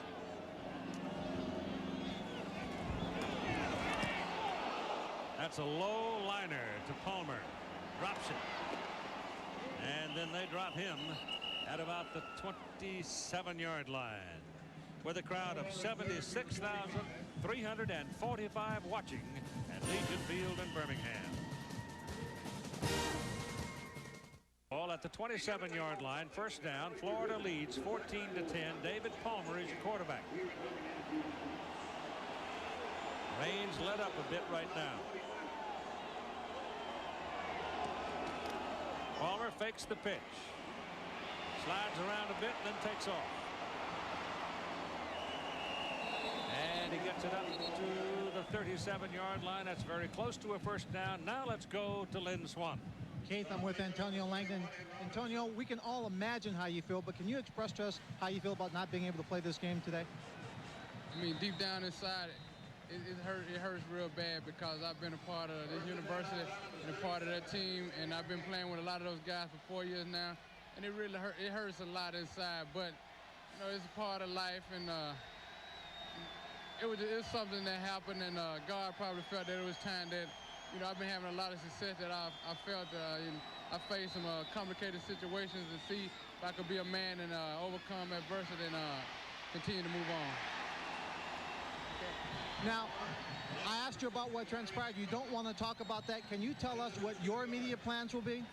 As of right now, I continue to stay in school, and I'm supposed to graduate in May, so I continue to go to school, and hopefully I'll get my degree in May, and I'll plan for hopefully a future in the NFL. If not, then I'll get my degree, and I'll try to find me a job so I can be successful. Okay, Antonio, thank you very much. We wish you the best. Thank you. Second down and 11 from the 36-yard line. Palmer back, looking around, looking around. Better do something. Going to take off. And he'll get it up to the 40. And he is taken down by Anton Lott.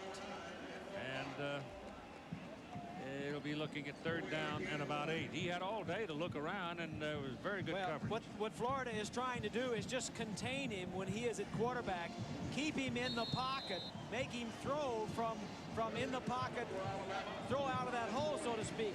For those of you who are not aware, Palmer was a quarterback in high school, and there's a look at Bergdorf as he watches this series on the sideline. But Birmingham High School, he played quarterback right here in Birmingham. Throws the ball, and it is incomplete. And the ball is slapped away from Sherman Williams by number 44, Ed Robinson. Not at the moment with Lynn. Well, Keith, you know, Antonio Gaston obviously was suspended because he signed with an agent before his college eligibility was up. I asked Antonio Langdon, I asked him about that. He said, at this moment, I don't really want to talk about it because it's hard for me. I just don't want to deal with it publicly, but I'll address it later on. Yeah, well, what's done is done, I guess. Here's the kick by Dio. Palmer at the 20. One had him, and finally they take him down at about the 28-yard line. It is kind of interesting that there is an agent's authority law in the state of Alabama. You're going to do business as an agent, you have to register. You might hear more about that in time to come.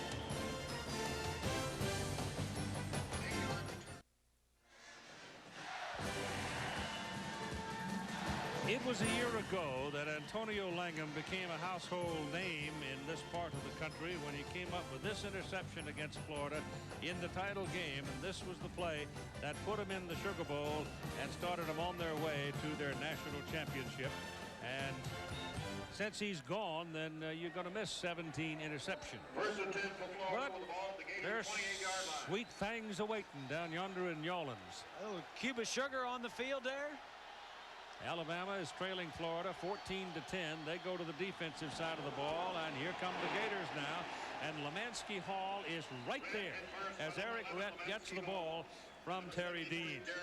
That is a big piece of the motivation for the Gators is the Sugar Bowl.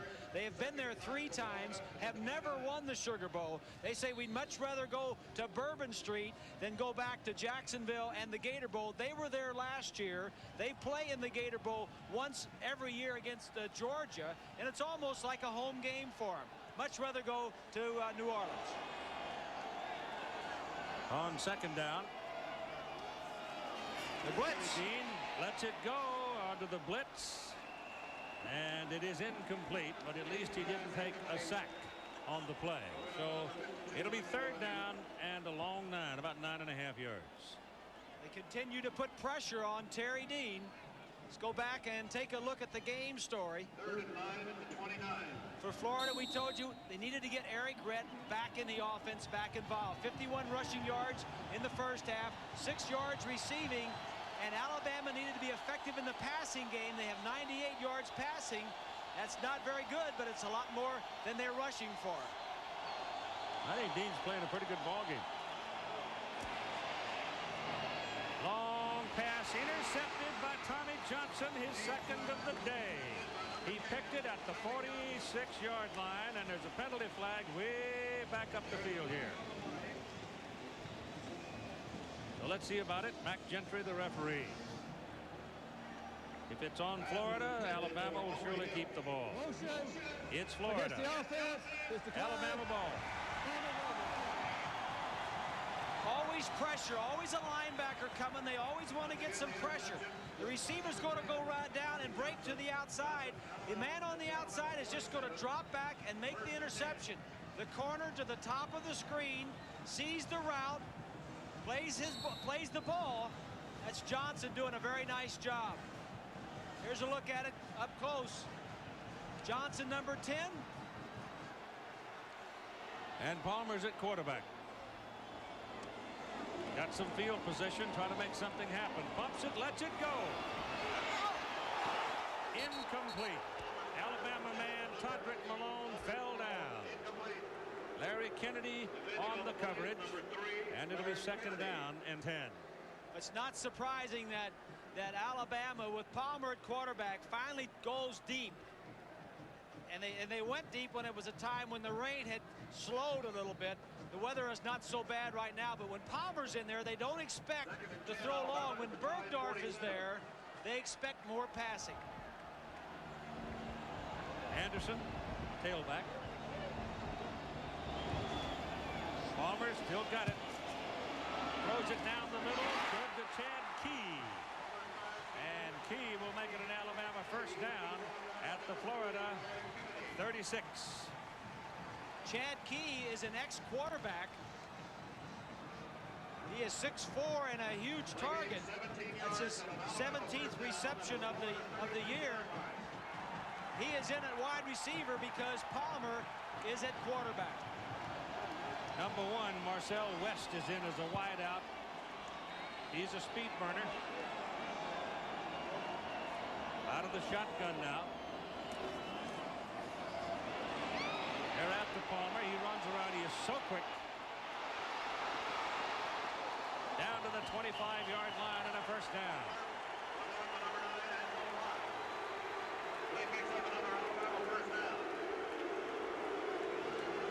Palmer's going to get out of this. Number 67, Campbell, to the left side of the screen, is going to come right there. Thought he had him contained in the pocket. Now he just runs around. Gaines is 94. Johnson is 61. They can't catch him. Poor old William Gaines just flat wore about a pair of shoes chasing Charlie Ward last week, and he's out there trying to hunt down David Palmer today. Malone's the man in motion. Palmer gives the ball to Anderson, and Anderson will turn it down to about the 21-yard line to pick up 4 yards. Palmer in the game has 41 yards running and 41 yards passing. The thing that Palmer gives you at quarterback certainly is not a great passer by any means, but it's unpredictability. You don't know what they're going to do, and they've done just about everything, from the option to sprinting him out to having him just run with the ball to have him drop back in the pocket and throw a long pass. Second down, 6.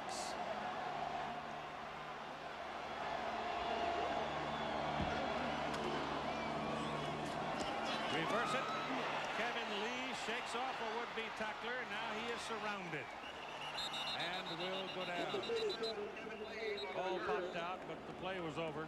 Brown can't cause a fumble. I wanted to say that one more time.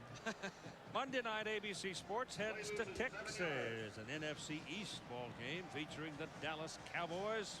Troy Aikman healthy again. The defending Super Bowl champions against old rival Philadelphia. Emmitt Smith healthy again. Cowboys looking pretty good. That's live, 9 Eastern, 6 Pacific.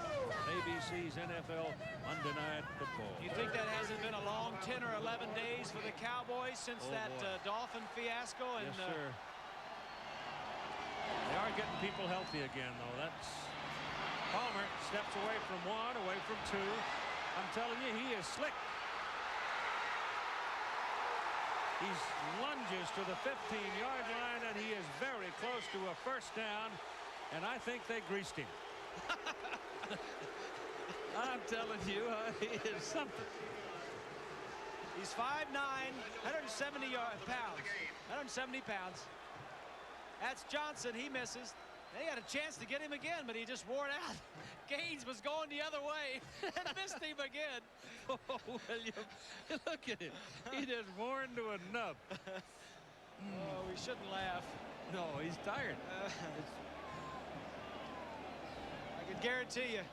I guarantee you all the players are happy that they're measuring right now because they're getting a chance to catch their breath. Let's get a comment from Swanee. Hey, Keith and Bob, I got to tell you, with Palmer running around so much, that offensive line needs a rest. Both Patterson and Hammond are being substituted for liberally throughout this ball game because they've got to do a lot more scrambling to get those blocks. Well, they're going to go on 4th down and half a yard. Palmer sneaks it. He's got it.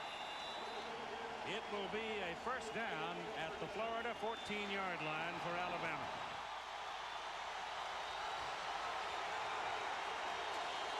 Florida is leading 14-10.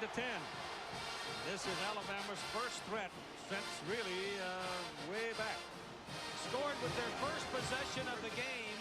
They kicked a field goal on their 4th possession and then really have not done anything but punt the ball since then. Now they feel like they've got a little momentum going. Gators trying to dig in.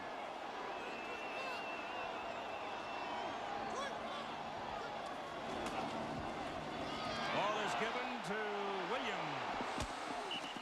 And Sherman Williams is out of bounds at the 10-yard line. That's a pickup of 4 yards, second down, 6. 3:07 to play, 3rd quarter, and a Gator is down.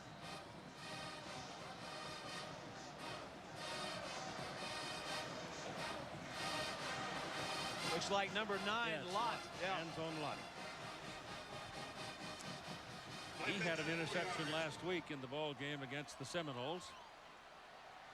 While we are waiting for the time, let's talk a little bit about There's a timeout for the injured Florida player. what about the weather is looking better, but now you look off to the right here and it's dark and the clouds are hanging on the treetops. You look to the left over here, it doesn't look too bad. So I think we got more rain coming.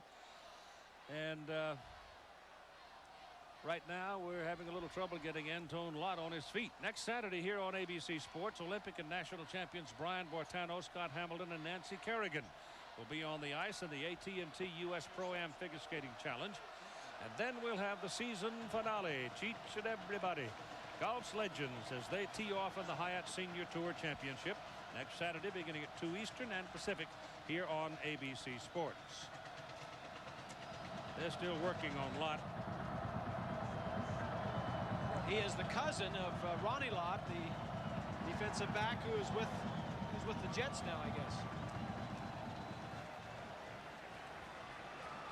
It'll be Shea Stallings. Showers in replacing him, Yeah, incidentally. Stallings just saying, all right, just put Palmer at quarterback and let him do his thing. Drop back and just run like it's a broken field. Just scramble. Just get downfield somewhere. Second down and 6 from the 10. Pitch it to Williams. Fake the reverse. Williams looking for a little help. Gets a yard. And you get to running sideways and fiddling around down in that neck of the woods. You know, you're not going to be very successful, I don't think, unless you're exceptional like a Palmer. This Gator defense has really been tough the last half of the season. They need a touchdown for the lead, too. Field goal, you know, it's 3. It's a 14-10 lead. How would you like to have the defense Charlie Ward last week now contain David Palmer? Pretty good challenge. Draw. Nothing there. Nothing there. Ben Hanks knocked him out of bounds. So it's 4th down and about 4. And they'll go for 3. So they're not going to get the lead here. Michael Proctor will try the field goal. And they will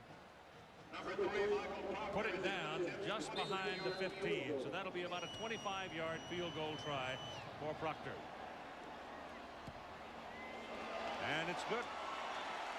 Good from 45 and now good from 25, and with 2:14 to play in the third quarter, it is now Florida 14, Alabama 13. And the Gators now will try to cinch up their offensive belt and come out here and get some more points.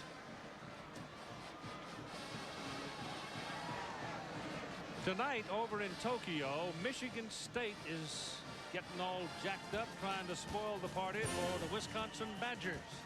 They're over there to play their season finale.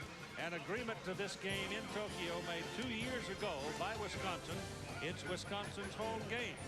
George Perlis, he was the one really that triggered the whole thing and made it happen. Barry Alvarez on the right there.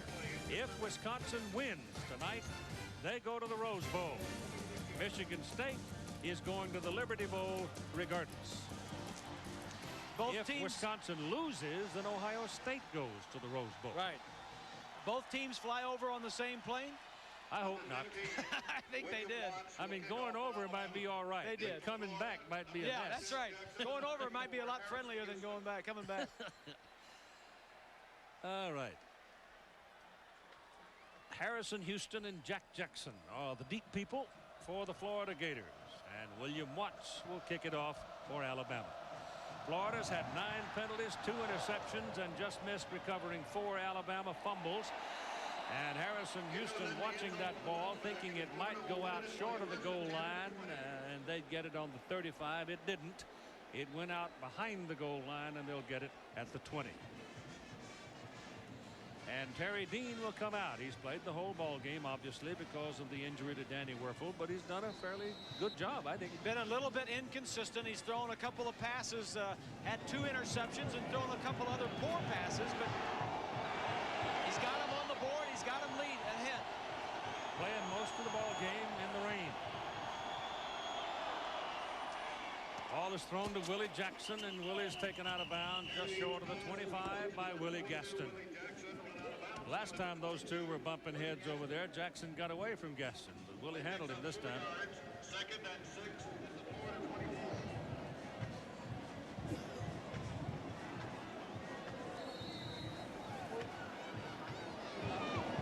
6. Second down and 6.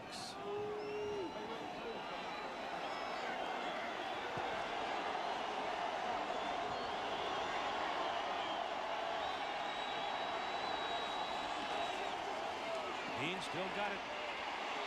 Very good protection. Throws short to Eric Rhett. Miss him, and Rhett's going to pick up the first down. Lemansky Hall couldn't get him. He just juked him a little bit, slipped away from him, and picked up a first down for Florida. You were looking at basketball scores there. I'll give you one from last night. Southern California women 80, Richmond 59.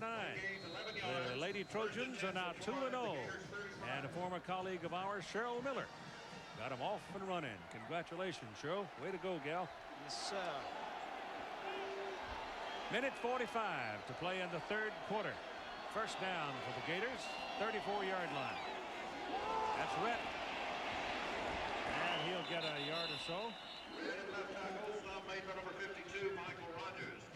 Michael Rogers had a pretty good day at that inside linebacker position for Alabama. 14-13 ball game. Florida by 1.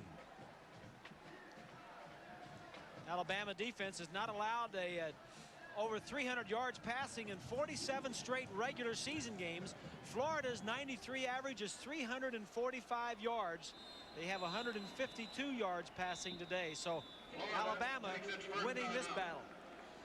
Gators spend a timeout. Rhett in this half has 5 carries, and he has 2 yards. 1:05 to play, third quarter.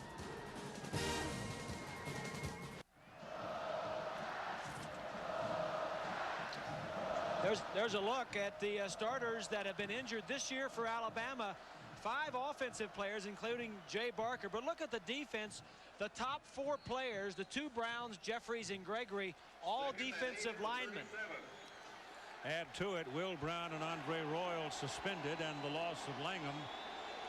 And that's quite a toll, and the Tide shows blitz. And Dean gets it away, and it's over the head of Willie Jackson, incomplete.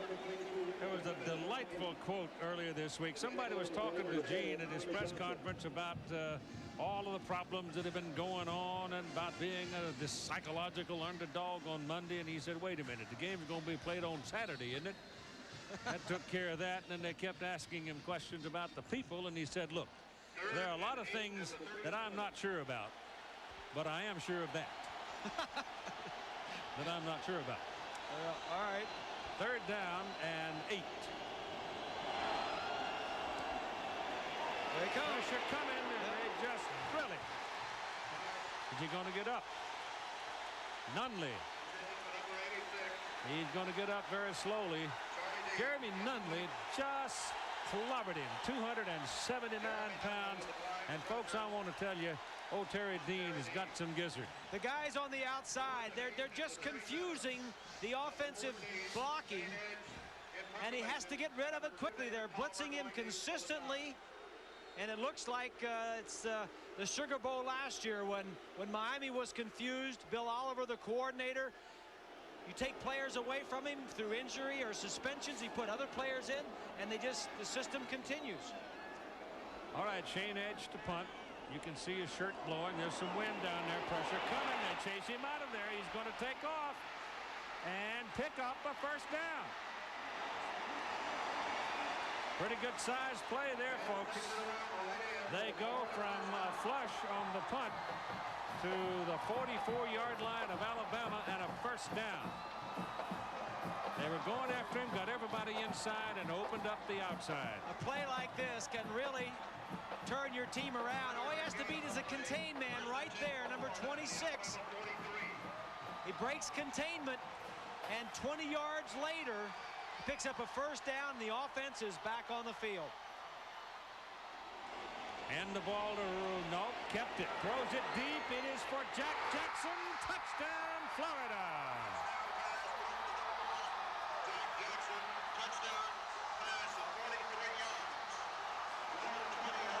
Great call. Had Alabama on the heels after breaking out on 4th down and throws it deep, and Jackson runs it down.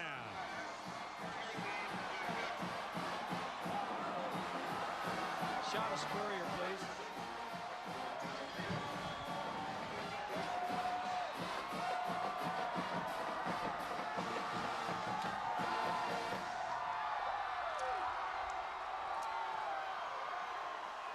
Judd Davis for the point. Boy, was that a big play in this game. Point is good. At 28 seconds to play in the 3rd quarter, You mentioned 21-13. You mentioned a great call, Keith. That man right there, credit Spurrier. Bill Oliver, the defensive coordinator, has been getting the best of him. He finally gets a play from a special team. The punter runs for a 1st down. Let's go for it right away. Play action. The pass we had open earlier in the game. Let's try it again. This time, he is on target with it. Terry Dean puts it right there. Inconsistent, but yet makes the big plays right there.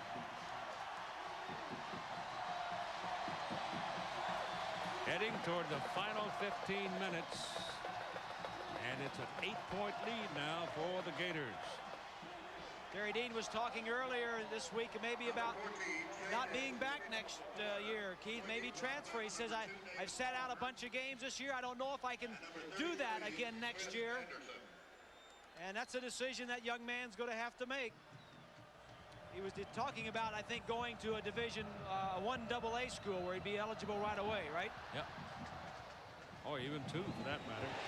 The ball was not touched. Will go through the end zone. Will come out to the 20. There, Alabama will have it. 1st down. Anderson did not touch the ball, so it comes out to the 20. 1st down. Let's pause 5 seconds right here so our ABC stations can tell you who they are. 17 WJKS, Jacksonville, Florida.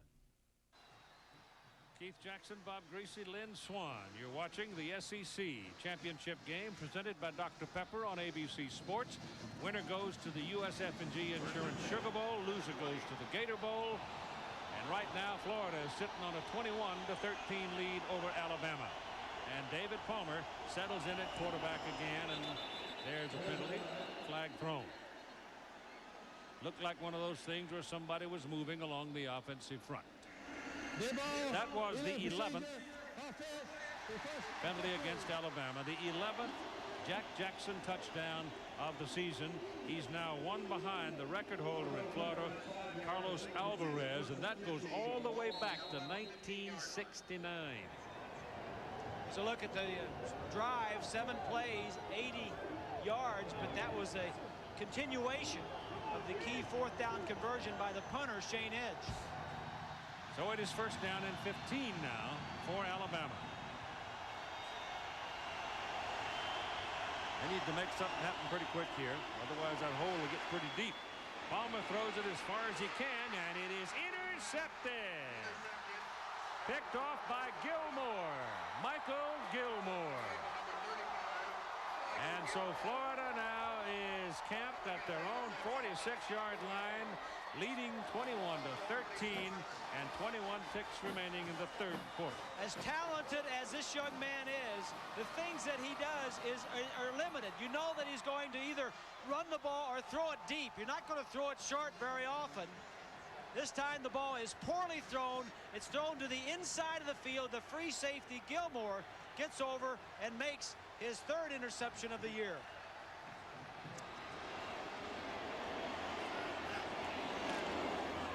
Eric Rett, gang tackle, penalty flag thrown, came out of the referee's pocket.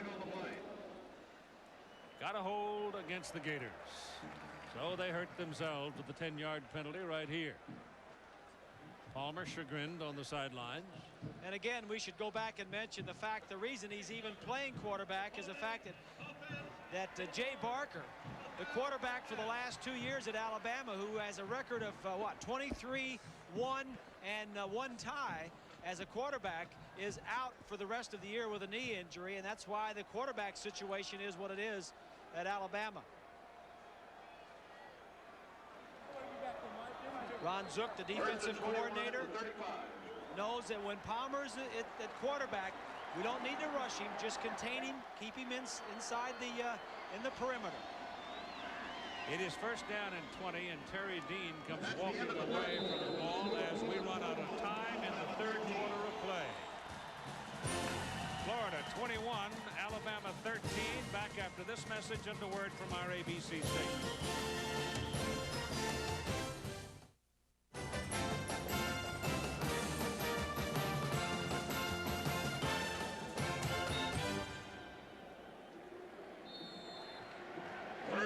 Here we go to the final quarter. Gators 21, Alabama 13. Defending champions got a major problem. Gators ball first down at the 35-yard line. Terry Dean with Eric Rett behind him. Lets it go quickly to the sidelines. Willie Jackson shoved out of bounds by Sam Shayne. Complete to number 22, Willie Jackson. Jackson run out of bounds by number 31, Sam Shayne, after a 4-yard gain to the 39.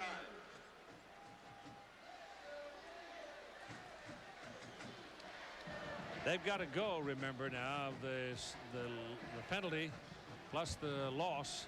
They've got to go to the 44-yard line to get themselves a first down. That's on the other side of the field. At the 39. Terry Dean is 16 out of 30 now at 199 yards, a couple of touchdowns and a couple of interceptions. Second down and about 17.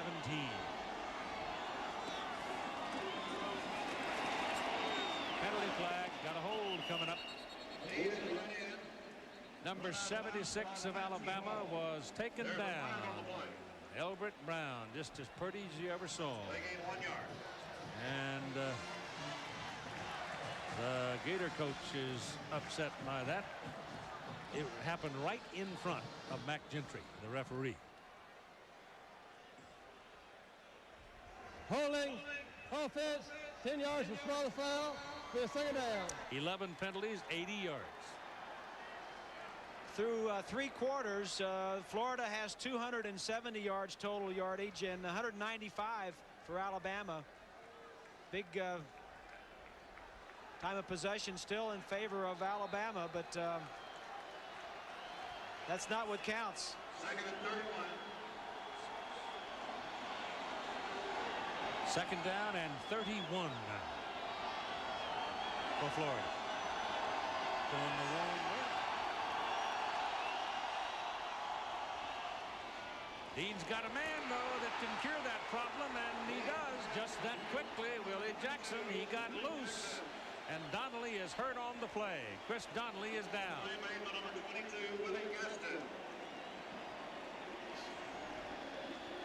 Let's go back and take a look. 4 receivers, 2 on this side, 2 over here. You really spread them out.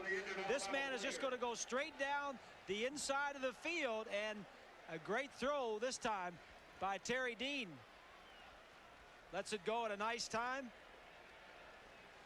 Nice completion. Again, that's that same neighborhood where Antonio Langham has been working, and Florida's been throwing the ball there all day long. Yeah, they call this 4 deep. You spread them straight 4 across the field, and 4 guys go deep straight down the field, and usually one of the 2 inside men are going to get the football.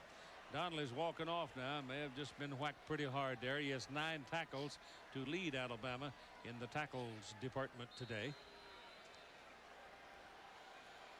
So with 13:40 to play in the game, the ball rests at the 44-yard line of Alabama.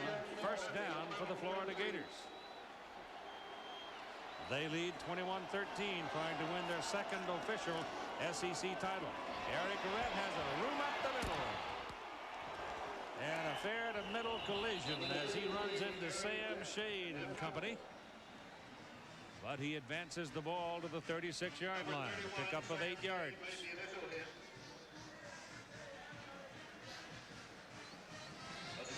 This senior class at the University of Florida football program has done pretty well. You can see their history there. Really outstanding. Donnelly comes back onto the field now defensively for Alabama. And time is called by Florida at 12:53 to play.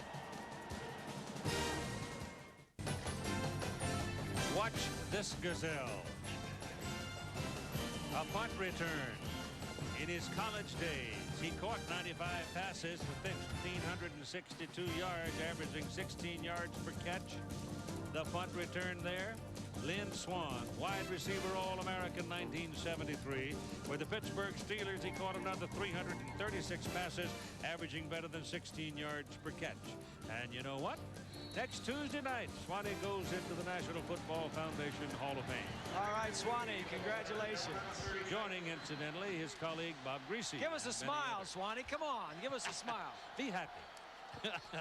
Congratulations, partner. Yes, sir. Passes away. Jackson's down there. Tommy Johnson, good play. Johnson was burned on the Florida touchdown a little while ago. He has 2 interceptions on the day and made a fine defensive play there. Well, as you call it, Keith, good defensive play. This kid Johnson's going to be a good corner. He's got 2 interceptions today. Got burned for the touchdown, and good play. You're out there on the edge when you're a corner.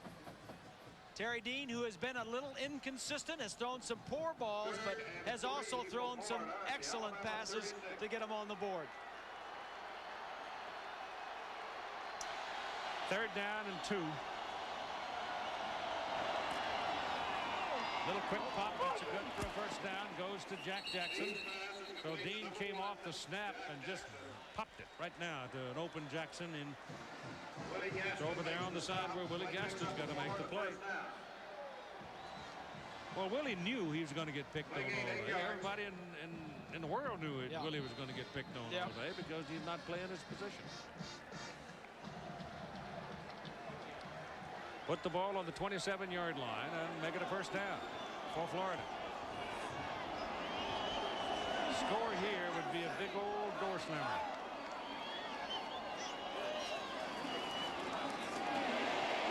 Play by Nunley, forcing Dean to scramble, and he throws it high and out of bounds, intended for Willie Jackson, incomplete. Jeremy Nunley, who's had a lot of trouble with injuries, getting that play. Nunley came in with 10 sacks on the year, is missed some time, hurt a knee last week. They had an off week after the Auburn loss and hurt his knee, but is playing well today. You see that right knee is wrapped. He leads the team in sacks, and he's number 3 in the team in tackles. Second down and 10. Here's your reverse. Chris Doering throws the ball. Terry Dean has it. Dean takes off to the sidelines and picks up a Gator first down at the 12-yard line. So the Gators go to some trick stuff, and it works. Chris Doering, who plays at a tight end position, but he is not big enough to be a tight end, comes around on that reverse, throws the pass back to his quarterback. Spurrier has called a few quick counts, quick snaps, because trying to catch Alabama defensively when they aren't ready, and that was one of them. It's first down. All on the Alabama 12-yard line. 8-point lead for the Gators, 21-13. Dean stands up, lets it go to Willie Jackson. Willie is out of bounds, and a penalty flag thrown as he goes out of bounds at about the 5. He was over there with Tommy Johnson. I don't know, he might have an inadvertent face mask there.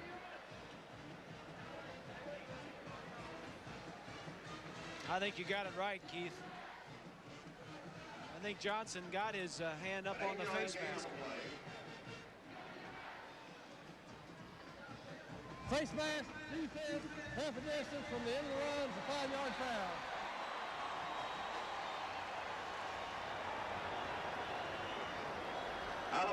Little quick hitch, Willie Jackson. First and goal for Florida. Right there.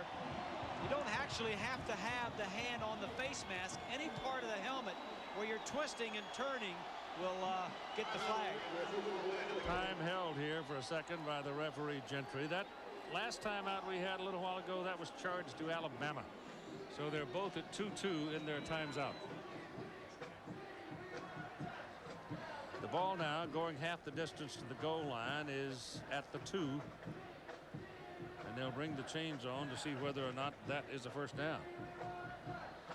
Keith, it seems as you take a look at this measurement's going to be just short. It seems like the Gator offense has just worn down the defense of Alabama, and partly that is the problem of the Alabama offense. They have not done anything with the football in the second half to keep their defense off the field.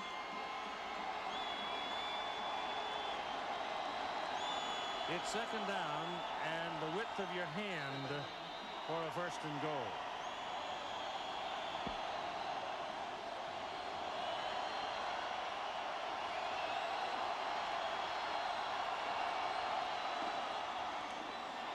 Eric Rett walks in. Touchdown Gators.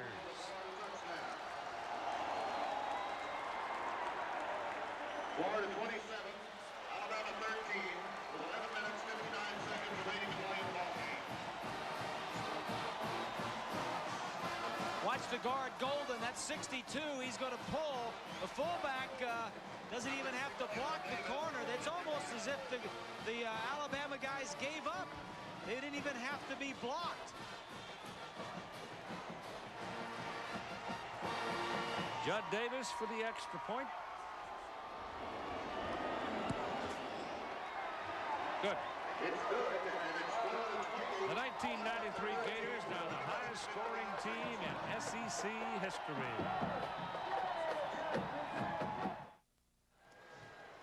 The 1993 SEC Championship, presented by Dr. Pepper, brought to you by Geo, inviting you to get to know the nearest Geo Prism.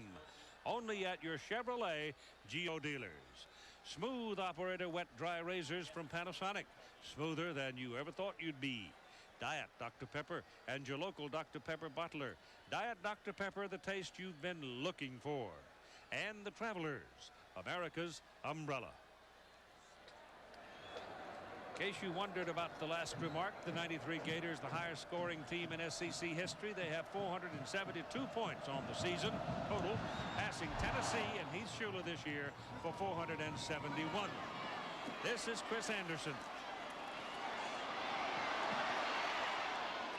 Oh, now there's a hometown first-class lick, folks, I'll tell you. Number 36, Kevin Freeman, came down and laid one on him. Tomorrow here on ABC Sports, the top stars from the PGA and Senior Tours team up with the best of the LPGA in the J.C. Penney Classic. After 3 rounds, Mike Springer and Melissa McNamara, Tom Siegman and Deborah Mahaffey, they are tied at 14 under. Coverage begins at 4 Eastern and 3 Central and Pacific here on ABC. Palmer is back in there at quarterback. Blocked as he threw it. 2nd down and 10. Smothered by Barnard, number 97, who has played well all day. Here's a look at the coalition poll. This is the poll by the combination of the AP and the coaches poll. The only thing left to be decided in this group is, will Florida at number 10, by virtue of winning here today, move up ahead of Texas A&M at number 7 to change the choice of the selection. That's what the voters must decide after this game. Sugar Bowl was the one that held firm and said, we're not going to do anything until we have the final poll. Palmer now needs a little help. And there's a penalty flag. You had a block in the back, and whatever happens is going to come back. Alabama is going to be penalized. Kevin Carter was hit in the back by number 77, Patterson. And Roosevelt got up protesting the call, but there wasn't much question about it. Carter had his back to it. Against the offense.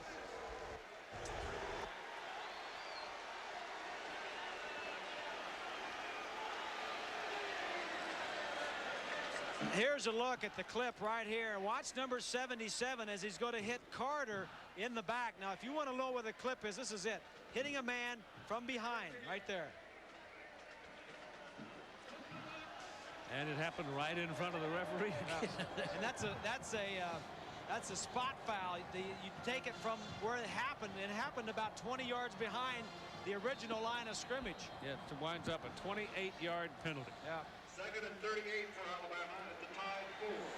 I tell you what, there've been some talk. There's always talk. You got sports talk shows all over the country, and they talk about everything in the world, including how high the bread's going to rise. Palmer finally throws the ball, and there's a great catch there by Malone, and it'll get the ball out to about the 12-yard line. But the subject came up the other day about Gene Stallers getting a little bit sick and tired of all of this, and he just might pack it in and go on out to Paris, Texas, and farm. I don't believe it. I think he's having more fun now than he's ever had. I don't believe it. There's a great year that he had last year. Too much starch in that guy. Been a little frustrating this year with the suspensions that he's had, with the injuries that he's had. Of course, last year he was relatively free of injury, and he knew it. Yep. Ryan Bergdorf returns now at quarterback, working out of the shotgun. Pressure coming, gets the pass off. And the pass is caught by Chris Anderson, but he is immediately taken down, and there's a loss on the play of about 3 yards. And so it is 4th down and 30. Alabama, without Jay Barker or without a quarterback, does not have the facilities and the ability to come back against this Florida defense. They are going to have to do something about the offense. Yes. They're going to have to change some things or do something, because the offense has not been as effective as the defense, particularly in the second half of the season. Ryan Deal drives that ball. Turns out to be a pretty good kick where Palmer picks it up. And there's one of those blocks in the back right there. So Florida's going to be penalized for illegal blocking there. And that'll back them up some more. It's a 56-yard punt. You've got 9 minutes and 38 seconds to play in the ball game. Illegal block in the back, on the run back, 10-yard penalty. A 28-13 Florida lead over the Alabama Crimson Tide.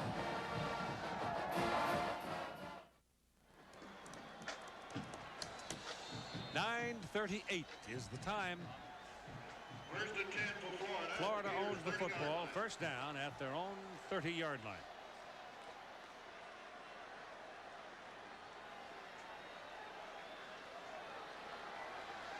They're going to burn as much of that clock as they can. Oh, my goodness. The ball is just plain dropped by Willie Jackson. Let's take a look at the Florida schedule, Keith. They won their first 5 games. Impressive there is the win against Tennessee. That was the big one. Yes. And they just barely lost at Auburn.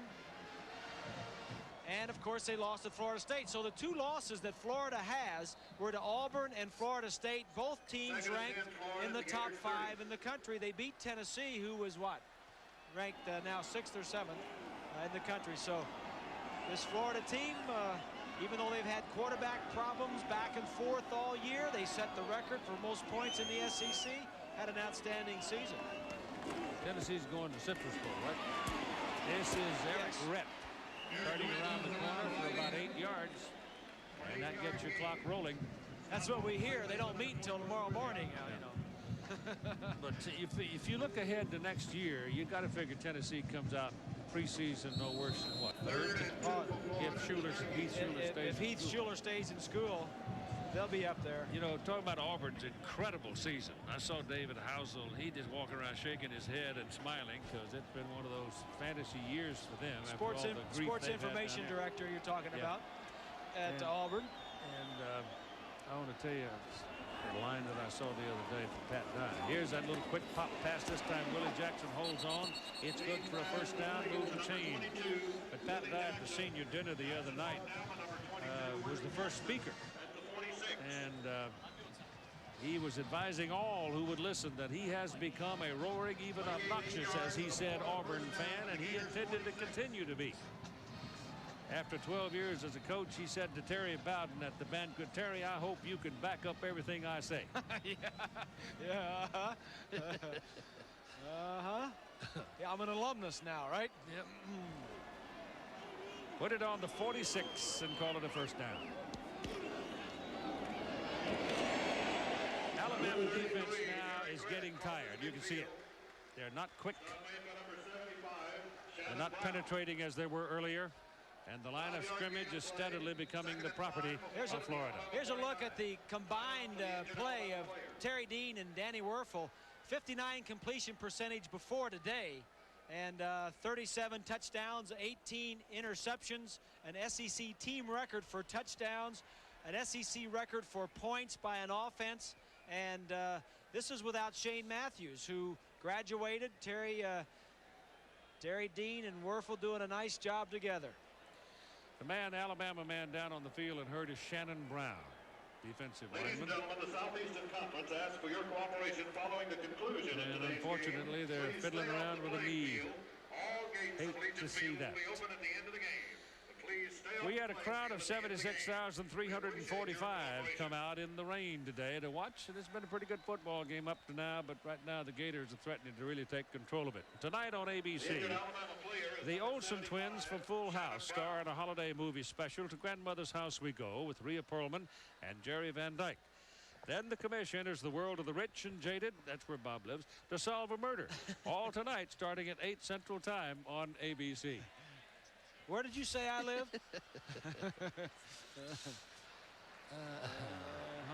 Oh my, look at this. Shannon Brown's having to be helped off the field. It's almost that time. The jingling's going on. Pocket jingling over the last few days. There's Shannon. He is a sophomore, so here is another. Well, he was on that list. Shannon Brown was on that list that we showed you earlier of injured defensive linemen. This is the second time around for him.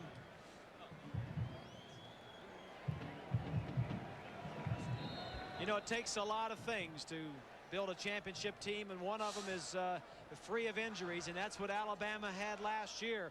That has not been the case this year. Well, this Florida team now, you know, their losses were by 3 points at Auburn and then last week to Florida State. You know, that is not a bad season. No, you're exactly right. Ooh. This is Eric Rett pounding up the middle, and they're just pounding on him right now, and that'll be another first down. Put the ball at the Alabama 42. Florida's schedule is probably one of the toughest in the country. I was looking at something the other day that showed that their opponents' wins and losses were right up there with the toughest, and the other ones that I remember were UCLA had a tough schedule, Florida State, Miami, and Florida was right there.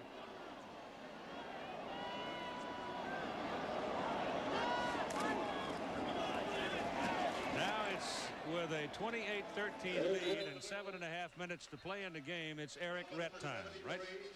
Here's a look at the AP top 5 and their number of games they've played against teams in the top 25. You see Florida State has played 6 games.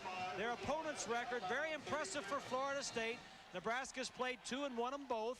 Their record there. But by far, Florida State with the most impressive opponent's record. Shannon Brown now, they're still working on him. Big sophomore from Millbrook, Alabama. 2nd down and 5. That drops it, slides down. Lemansky came in to make contact and gets the tackle back at the 45-yard line. Play lost 8 yards. You know, I know that one of the great merchandising tools of all time is a controversial finish to something where you argue about next season. It's the best marketing in the world.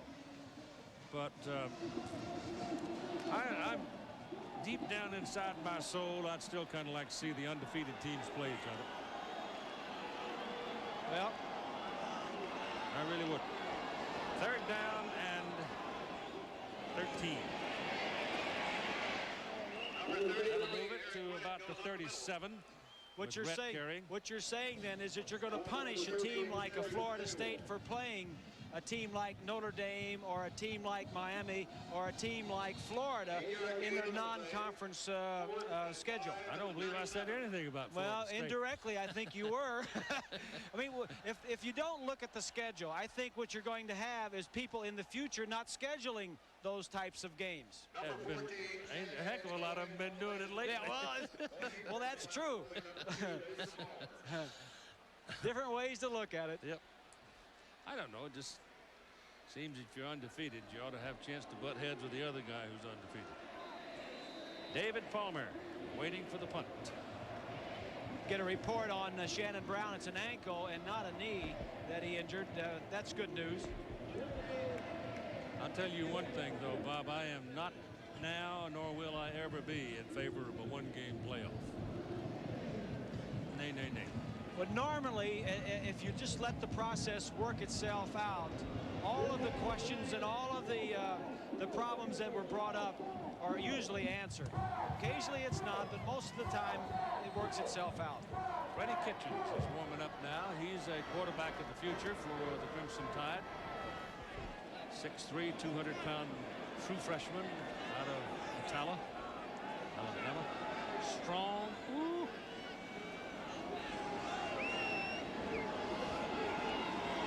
Good snap. Edges kick it away, and that should go to the end zone. It does. It'll come to the 20, and there Alabama will have it. Now you got 5 minutes and 16 seconds to play in the ball game.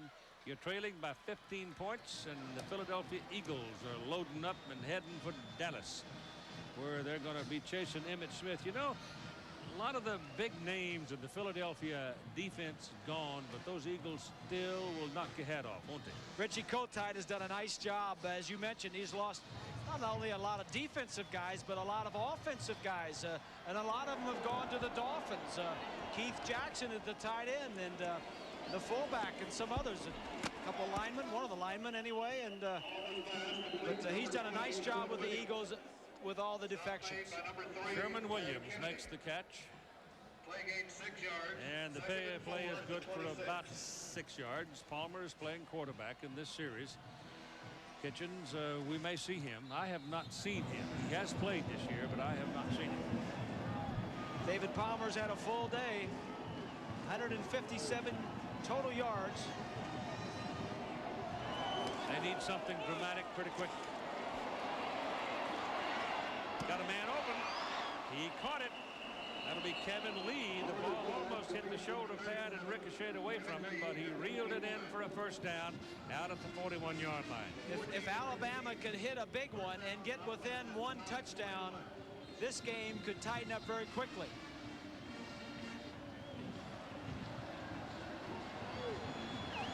And of course, we've got overtime in this game, or playoff, if it's a tie game. Palmer takes off. They sort of gave up on him, and he just kept on tiptoeing down the sidelines, and he picked up 9 yards. Kevin Carter went in, but Kevin was in a mismatch trying to catch him. It'll be 2nd down and 1. The clock showing 4:38. He went out of bounds to stop it. You see what you've started, Bobby Bowden? 100 passes a game. Hollering for interference, but they don't get the call on Ed Robinson as he was covering Williams coming out of the backfield. It'll be 3rd down and 1. So you would have the 2 undefeated teams play each other. What about Florida State? Don't you think Florida State is stronger than either of those two, or how do you feel about that?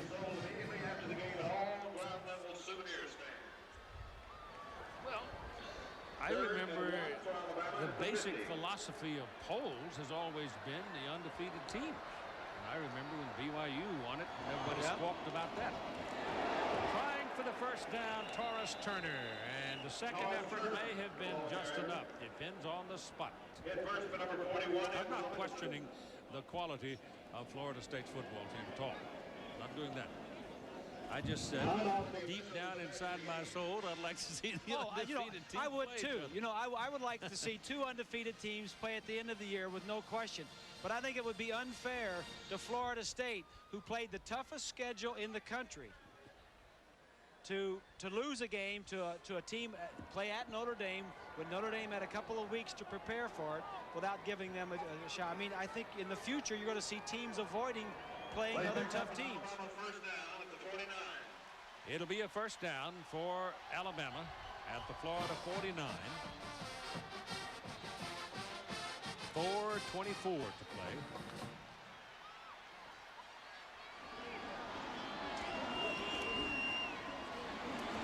Pressure coming, gets it away down the middle. 2 men there. Alphonse Gaston. Nobody made the play.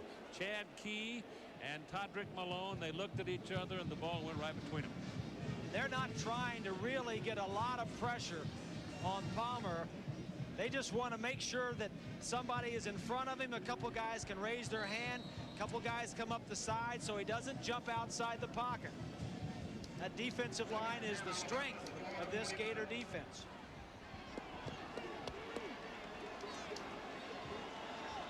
Second down and 10. Williams can't get away. He gave up 3 yards as he circled back trying to get some help and get to the sideline. Ted Toller been named coach at San Diego State. In case you missed that, happy for him. Missouri job is still open. Vince Tobin, I know, went out and talked about that job this past week. Vince Tobin, who was the defensive coordinator for the Philadelphia Stars with Jim Morrow in the USFL, lately with the Bears, good football coach. Larry Smith, I hear, is perhaps one of the candidates. David Palmer, all half undressed by somebody, but he's still upright and finally gets out of bounds, and he may have a 1st down. Marion Campbell at age 64 is going off to Georgia to coach the defense for Ray Goff and the Bulldogs. Yeah, he may have been talking to Monty Clark, who came back and helping Bill Walsh out at Stanford. Good to see some of the quality coaches coming back into the game. Put the ball just inside the 39-yard line, and it is a 1st down. To the sidelines, good catch, Malone. 1st down, Alabama, Florida, 22-yard line. The executive producer of ABC Sports, Jack O'Hara. Coordinating producer of ABC's college football, Bob Goodrich, who also produced today's game. And who, like me, says, all of you in West Virginia, send your letters to Bob Greasy. Our game directed today by Drew Esikoff, technical director Gary Larkins, associate director Patrick McManus. Palmer ducks away from pressure, penalty flag down, a holding call coming up. See the splash as they go down on the far side of the field, so you got a hold coming up, I do believe, against Alabama. Looked like they were going to punch their way toward the end zone and maybe get in until Illegal this block in the happened. back. Be 10 yards from the spot foul. That's the same thing as a hold. Same size penalty. Our production manager, Joe Alvarado. Our technical operations managers, Les Weiss and Jerry Reuter. Assistants to the producer, Doug Johnson and Brian Gordon. Our statistician, David Burnson. Our spotter is Todd Barry. Our computer statistician, Mark Ametto. Our sideline coordinator, Dick Schefter. And we're taking all the gremlins out of this technical operation today and shipping them to Norway, where they will grow into trolls high in the mountains.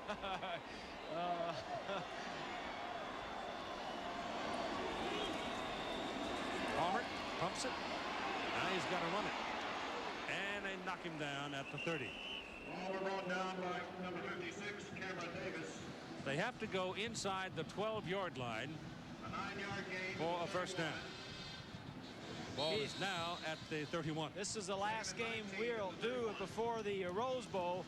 We've seen a lot of players this year, and I think one of the best was Charlie Ward last week. But this man right here, David Palmer, has got to be one of the most versatile in all of the positions that he can play. He returns kicks, he runs routes, he throws passes, he comes out of the backfield. Just an outstanding athlete. Johnny Church knocked that ball away. Palmer today has run for 80, thrown for 89, received for 22, kickoff return for 50, and punt return for 30. I mean, if he hadn't earned his supper, I don't know who has. Give him an extra loaf of bread. He looked like he was ready to go to dinner right then. He was tired. Bet you he is. Look at him. Still quick, though. Down to the 19-yard line. Time permitting, we invite you to stay tuned for the Thrifty Car Rental post-game report featuring scores and highlights from the game. Army and Navy played today, and Army held on. Pretty dramatic ball game there. A lot of the playoffs in divisions 1AA, 2, and 3. Timeout.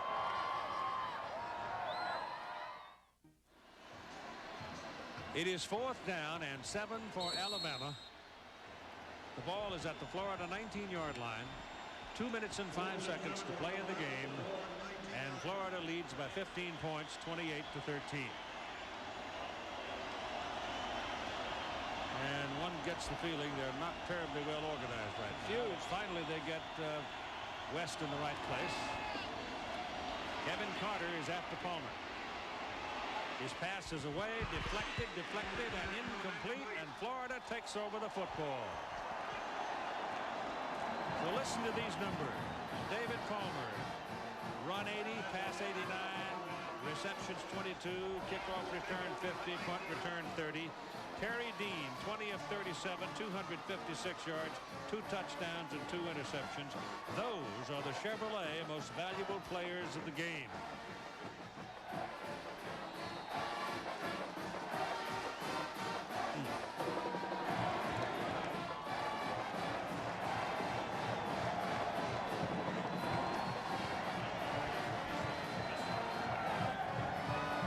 Little short-handed.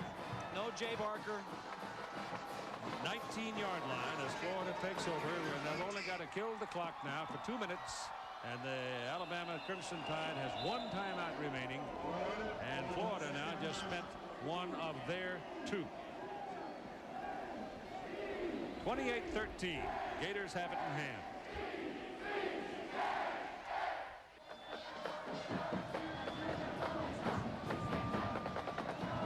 The 25-second clock was about to run out on Florida. That's why Terry Dean called the timeout. Obviously, they want the clock to run.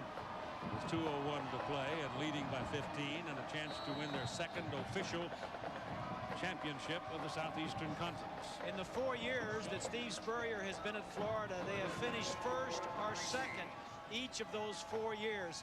He has dominated everywhere he has been in the offensive categories, in the quarterbacks, in the receivers, touchdown passes. His offenses have dominated anywhere he has gone. Terry Dean now takes the snap, gets the clock spinning. Dean has never started and finished a game at Florida. But today he is going all the way.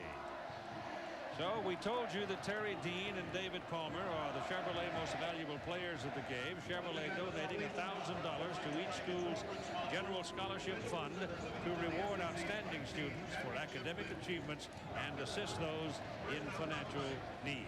Alabama spends its last timeout, stopping the clock at 1:51.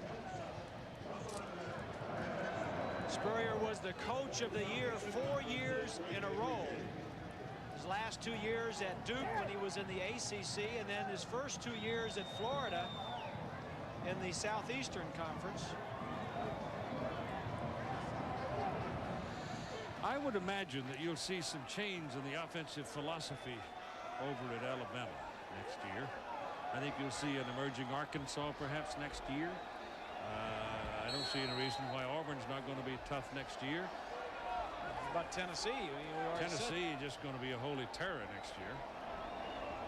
And I don't know why Florida won't be. If Eric Zaire, no, Florida will be. If Eric Zaire is back, I think they've got a great foundation to build around.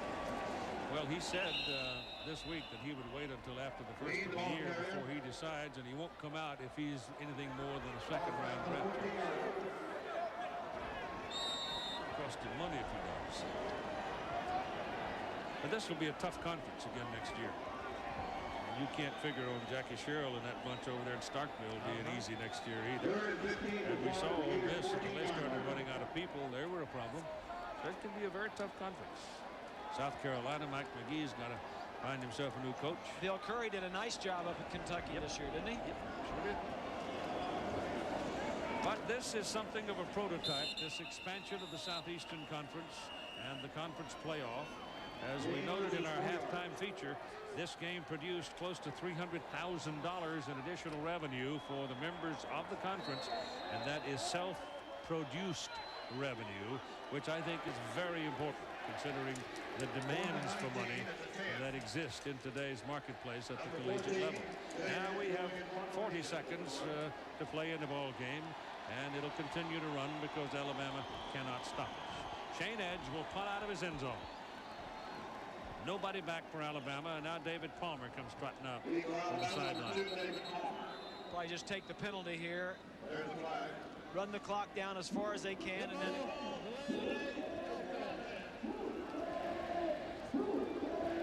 mark it off 5.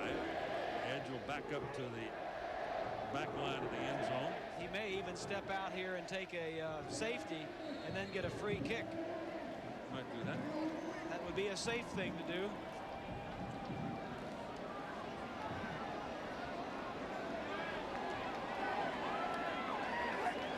Might be safer than punting it. No, I'm going to kick it. Didn't get a whole lot of it either. Got a pretty good bounce. Palmer takes it. And David scoops out of bounds at about the 43-yard line. So Alabama will have a couple of more snaps. 19 seconds remaining. There was a total of 31, roughly, well, closer to 33 million total dollars parceled out by the Southeastern Conference last year. And it averaged out, that includes all sports, all income from all sources, and it averaged out pretty close to $3 million per school. That's the kind of money that's being produced by athletics. Now we see Freddie Kitchens for the first time. Freddie Kitchens is number 9. He's got a big, strong arm. True freshman. Yep. Look at him. Just flip that thing. I mean, it's intercepted, but you've got to look at the way that he threw the ball. He threw the ball about 45 yards with a flick of the wrist. He's really strong. Florida's got the ball back. The whole thing is academic, actually, because there's only 9 seconds left and a 15-point margin in the ball game. And Freddie's got something to take home and think about. And I'm sure that was the role. They said just get in there and throw it down deep. We don't care if it's intercepted. Well, it looks like the Gators are going to be in the Sugar Bowl. And they'll probably be USF&G Insurance Sugar Bowl. Yes. Excuse me. First and 10 on the Gators 1-yard line. second official title. They won another one, but they were on probation at the time, and it really didn't count. That'll do it. All we need is 5 seconds to tick away, and this game is history. Florida 28, Alabama 13. Stay tuned for the Thrifty Car Rental post-game report. The Thrifty Car Rental post-game report is brought to you by Thrifty Car Rental, historically known for low rates. Florida wins its second SEC championship. They're on the way to the Sugar Bowl, and the man who led them down the field, Terry Dean. Terry, you went wire to wire. How did it feel? Well, I tell you, it's the first game I've played the whole 4 quarters, and I tell you right now, I just want to thank Jesus Christ for being with me and helping me today. And you know, I struggled a lot, but the team hung in there, and Shayne Edge on that fake punt ran around the corner. I think that's what won the game for us. I got to ask you about that. You came out, you had the wind knocked out of you. Shayne Edge makes a big play. You took off like a lightning bolt to the field. Well, you know, when good things happen, you feel a lot better. And, you know, we had a chance to go deep right there. It's kind of like the Georgia game. We came right off a turnover and went deep and scored. I got to ask you, it was in the newspaper. You talked about transferring, leaving Florida. What's the true story?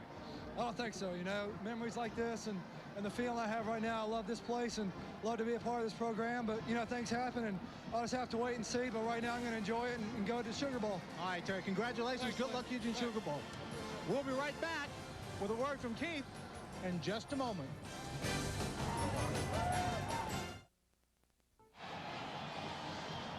In summary, Bob Greasy, on the season, what do you think?